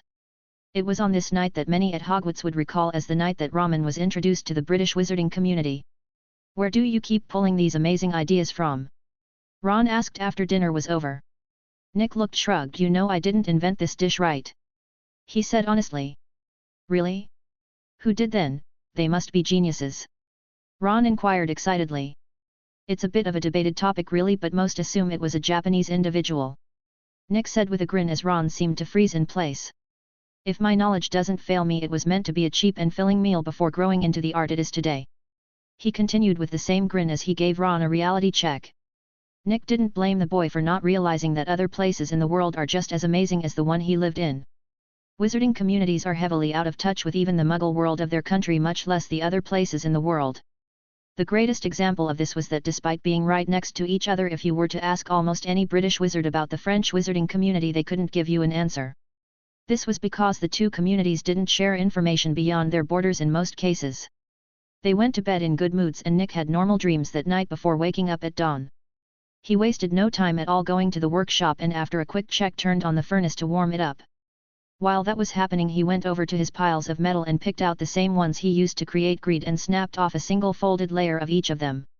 He then stacked these pieces on top of each other and waited for the furnace to finish warming up before cranking the heat up and switching to dragon fire.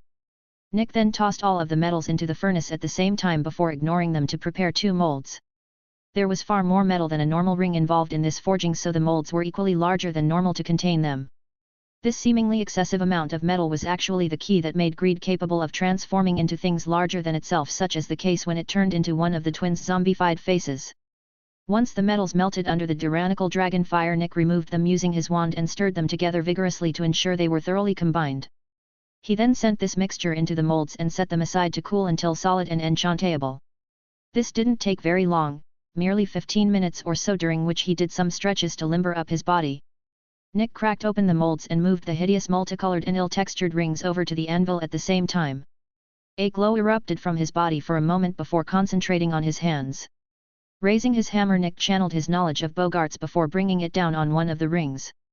Bang! The moment he struck the ring, it began to hum, but that was where the difference between this forging session and his normal one started. Using the recoil of his first strike, Nick also struck the second ring, causing both of the rings to hum.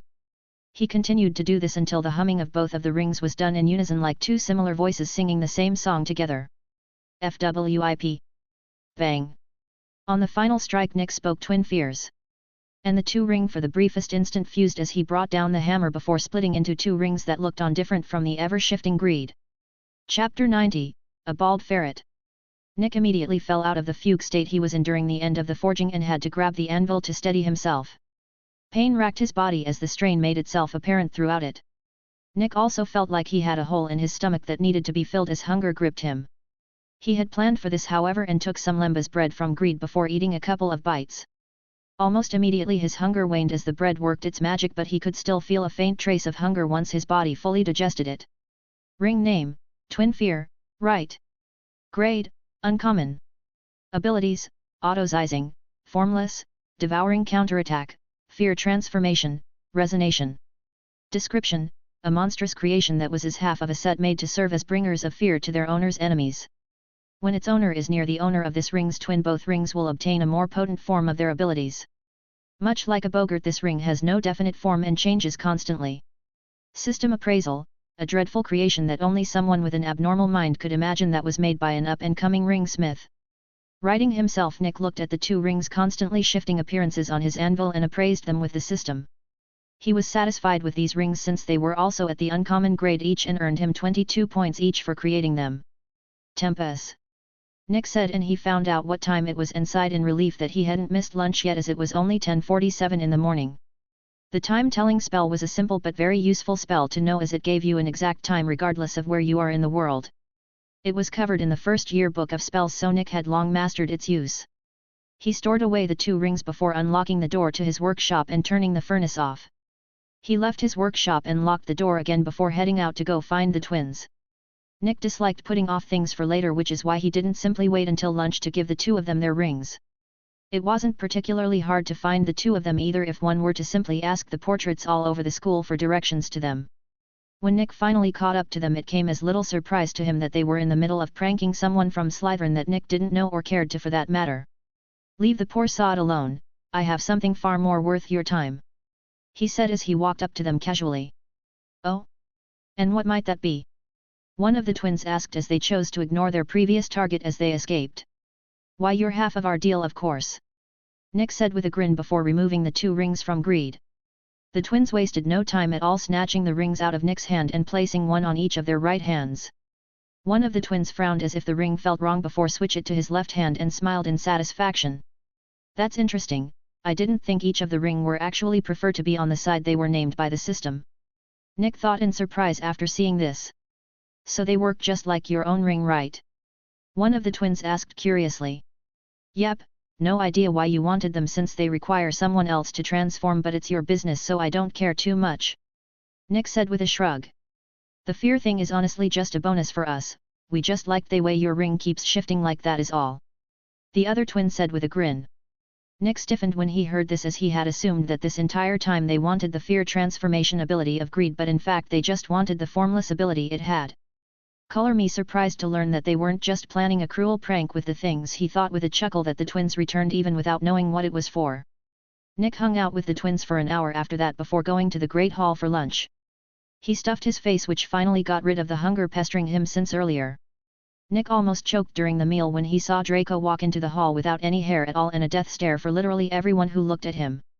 As if that wasn't bad enough, Nick found out that the prick had to stay like that for 3 days before Snape could brew up a hair restorative potion.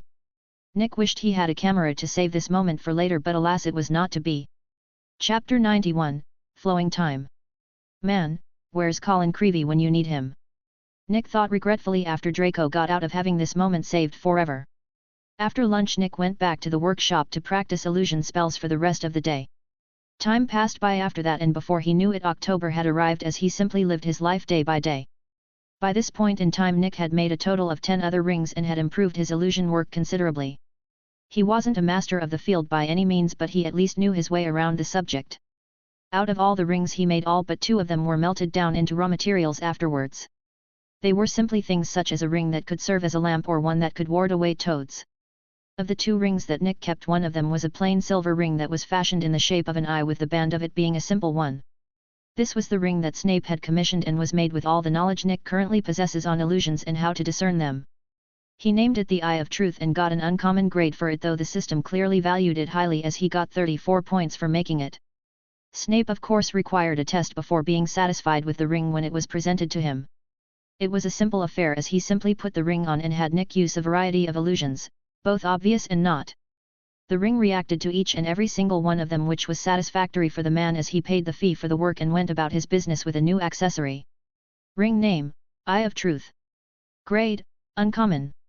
Abilities, Autosizing, Illusion Detection, Area of Perception. Description, a ring created for the sole purpose of detecting illusion and warning its owner of them. System Appraisal, a fine creation made by an up-and-coming ring smith. The second ring that was kept, however, was entirely an accident on Nick's part, as he had wondered what would happen if he put his understanding of the entire world into a ring.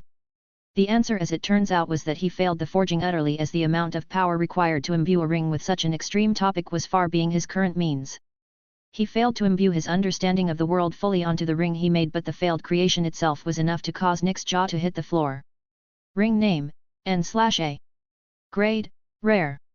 Abilities, Autosizing, Broken Land, Corrupt Space, Twisted Time, Lifeless, Toxin Air, Putrid Waters, Dim Sun and Stars, Shattered Moon. Description, a horrendous ring that represents the failed attempt to create a world and as such will erase an area of the real world 25 feet wide upon coming in contact with magic. System Appraisal, a failed creation that holds a terrible power made by an up-and-coming ring smith. Nick wanted to melt this ring down very badly, as its mere existence was a threat way beyond his means to control. Instead of keeping the dreadful thing, Nick instead found an opportunity to take it into the lake before tossing a spell at it from far away. He broke out in goosebumps when the spell struck the ring, as there was no sound nor ominous feeling. The 25-foot area simply vanished in an instant and the lake water collapsed to fill the void left behind. Nonetheless, Nick still received a heft amount of 112 points for the creation of the ring. Add on the points he got from his other creation during this time and he now held 463 total points to be used. I suppose I have been neglecting the system a bit, so let's see how many mystery tickets I can get. He thought shortly after waking up on October 1st. He made his way to the workshop and smoothly entered before locking the door behind him. Okay, so the first ticket cost 100 points. He purchased the ticket and the price shifted up by 50 points for the next.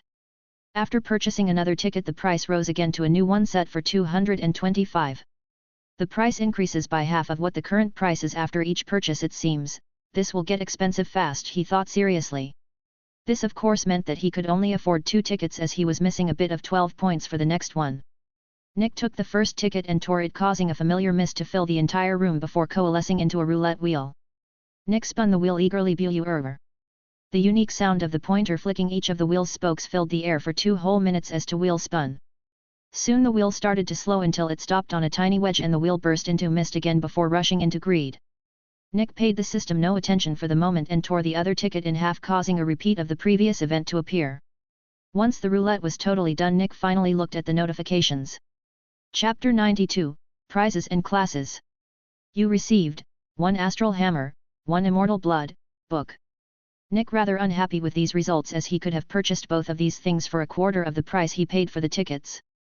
The first item was the special hammer he used while he was in the astral workshop that allowed a vastly easier time when it came to channeling his spirit into the hammer. It was nice of course, but he didn't need it strictly speaking in order to do his work. The second item was a book about vampires in the world of Tamriel, and while great if he wanted to make a vampire-specific ring, was otherwise useless to him as an elf or even a human. Still, he had already paid for the tickets, so he may as well use the stuff he got to the best of his abilities. He replaced his current hammer with the new one, which was way more noticeable with its silver color and faint ethereal appearance. Nick shrugged it off, since even if someone were to ask, he could simply say he found it in the castle.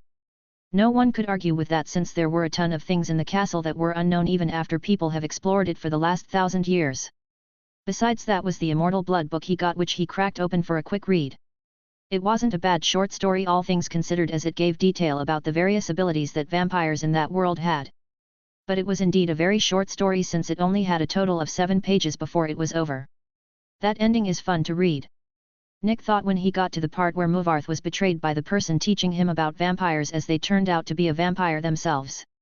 Nick had already finished the Book of Fundamentals from the Ancient section during this last couple weeks. In it he didn't discover any more unexpected revelations, but merely had the knowledge he had obtained from the normal books broadened and clarified. He had tested his spellcast proficiency during this time as well, and found he was at an end of the first year level. This didn't surprise him much to learn, as while he was talented he spent most of his time improving his foundations rather than trying to grow more powerful. Nick found it wasteful to rush after greater power when he had all the time in the world for that, so long as no one offs him early. The first 2 years at Hogwarts weren't all that dangerous, minus the 60-foot snake that gets out, so this was the perfect time to take it easy and make sure he was fully prepared to deal with the future. First things first though, I need to get to the breakfast, he thought as he locked the workshop behind him and started to walk to the Great Hall. Nick didn't know what happened, but he found himself at the Great Hall but couldn't remember walking to it. He shrugged and walked through the doorway, thinking it wasn't that big of a deal since he gets lost in thought pretty often. Dumbledore meanwhile now had a small vial with a single drop of red blood in it that he stored in his robe. Breakfast was a simple affair, with Nick stuffing his face while Ron looked like he was trying to keep up. After that it was an hour of history of magic that Nick spent quietly chatting with his friends. He had been slowly distancing himself from Harry and Ron during this time, but once he was no longer a constant factor he stopped.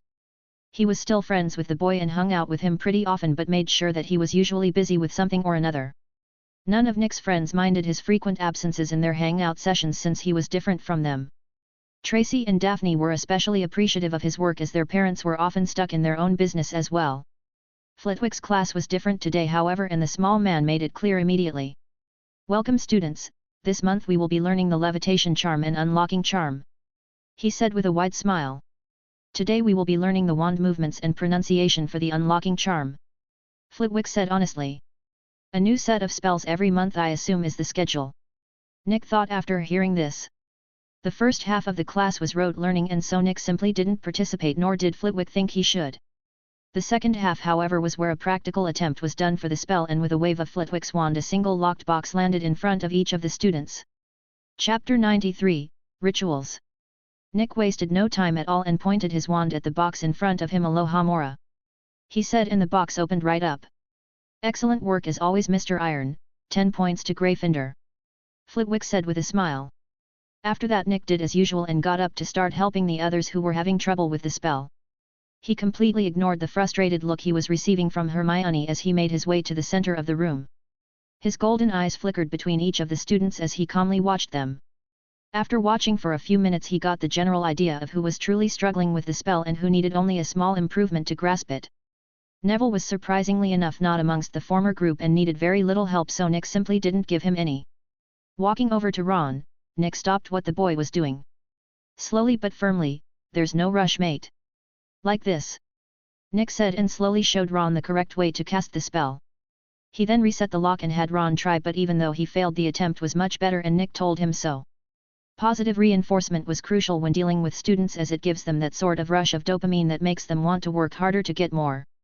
This wasn't some sort of new concept either, as it had been used for most of history, even if the exact reason it worked wasn't fully understood by the one using it.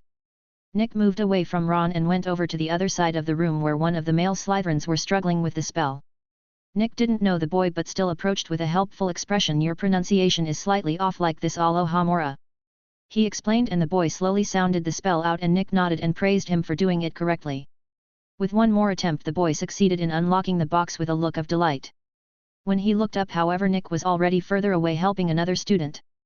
Flitwick had already secretly given Gryffindor another 20 points for Nick's work and couldn't help but marvel at the natural way he handled teaching. It wasn't some convoluted method of trying to get others to understand, but rather dumbing it down to manageable size without coming across as condescending. Once class was over, Nick split away from his friends and headed to the library to do some research in the ancient section. Specifically about a book he saw there previously that caught his attention when he first entered that area of the library, A Beginner's Guide to Rituals by R.S. Black. During his search into the basics of magic, Nick had discovered a surprising lack of information on rituals, as thought the entire topic had been erased from the library. He wasn't all that surprised about this, however, as a look at the list of banned magics for the ministry showed why that may be the case, as all rituals were thoroughly banned. The sentence for performing even the simplest divination ritual was a minimum of 5 years in Azkaban. It seemed extremely harsh to punish someone with having to deal with happiness-eating monsters like Dementors just because of a harmless ritual. This isn't to say that Nick was doubting that there were some really dark and fucked up rituals, just that there were also useful and good ones as well.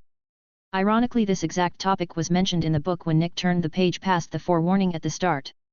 According to the author of the book, it was typically sacrificial rituals that fell into the category of dark magic. The reason for this is that the principle behind sacrificial was basically equivalent exchange, meaning if you were to give a wizard's life you could receive great rewards. The sacrificial rituals shown in the book were much different than that, however, as they required things like certain plants or other materials, and a couple had magical creature parts as ingredients. Nick found one sacrificial ritual that appealed to him greatly, as it involved basically trading the heart of an animal they hunted, the eyes of a bird, and the person who was conducting the ritual's hair for a small boost to their reflexes. Reaction time often means the difference between life and death in a wizard battle, so if Nick could tilt the scale into his favor by trading a few small things, he would without any hesitation. The steps for the ritual were also very simple, as he simply needed to draw a circle with a triangle in it before placing each of the ingredients in the corners before speaking the incantation. That was it. Nice and simple. Chapter 94, Rituals, 2. He didn't just stop there, however, with his reading, but moved on to the next section that was about obligatory rituals. The way these worked was both similar and different to sacrificial, in that much like sacrificial ritual, something was traded for something else. The difference, however, was that sacrificial rituals were one-and-done affairs, while obligatory rituals required one to do or give something multiple times or even indefinitely to keep whatever they got.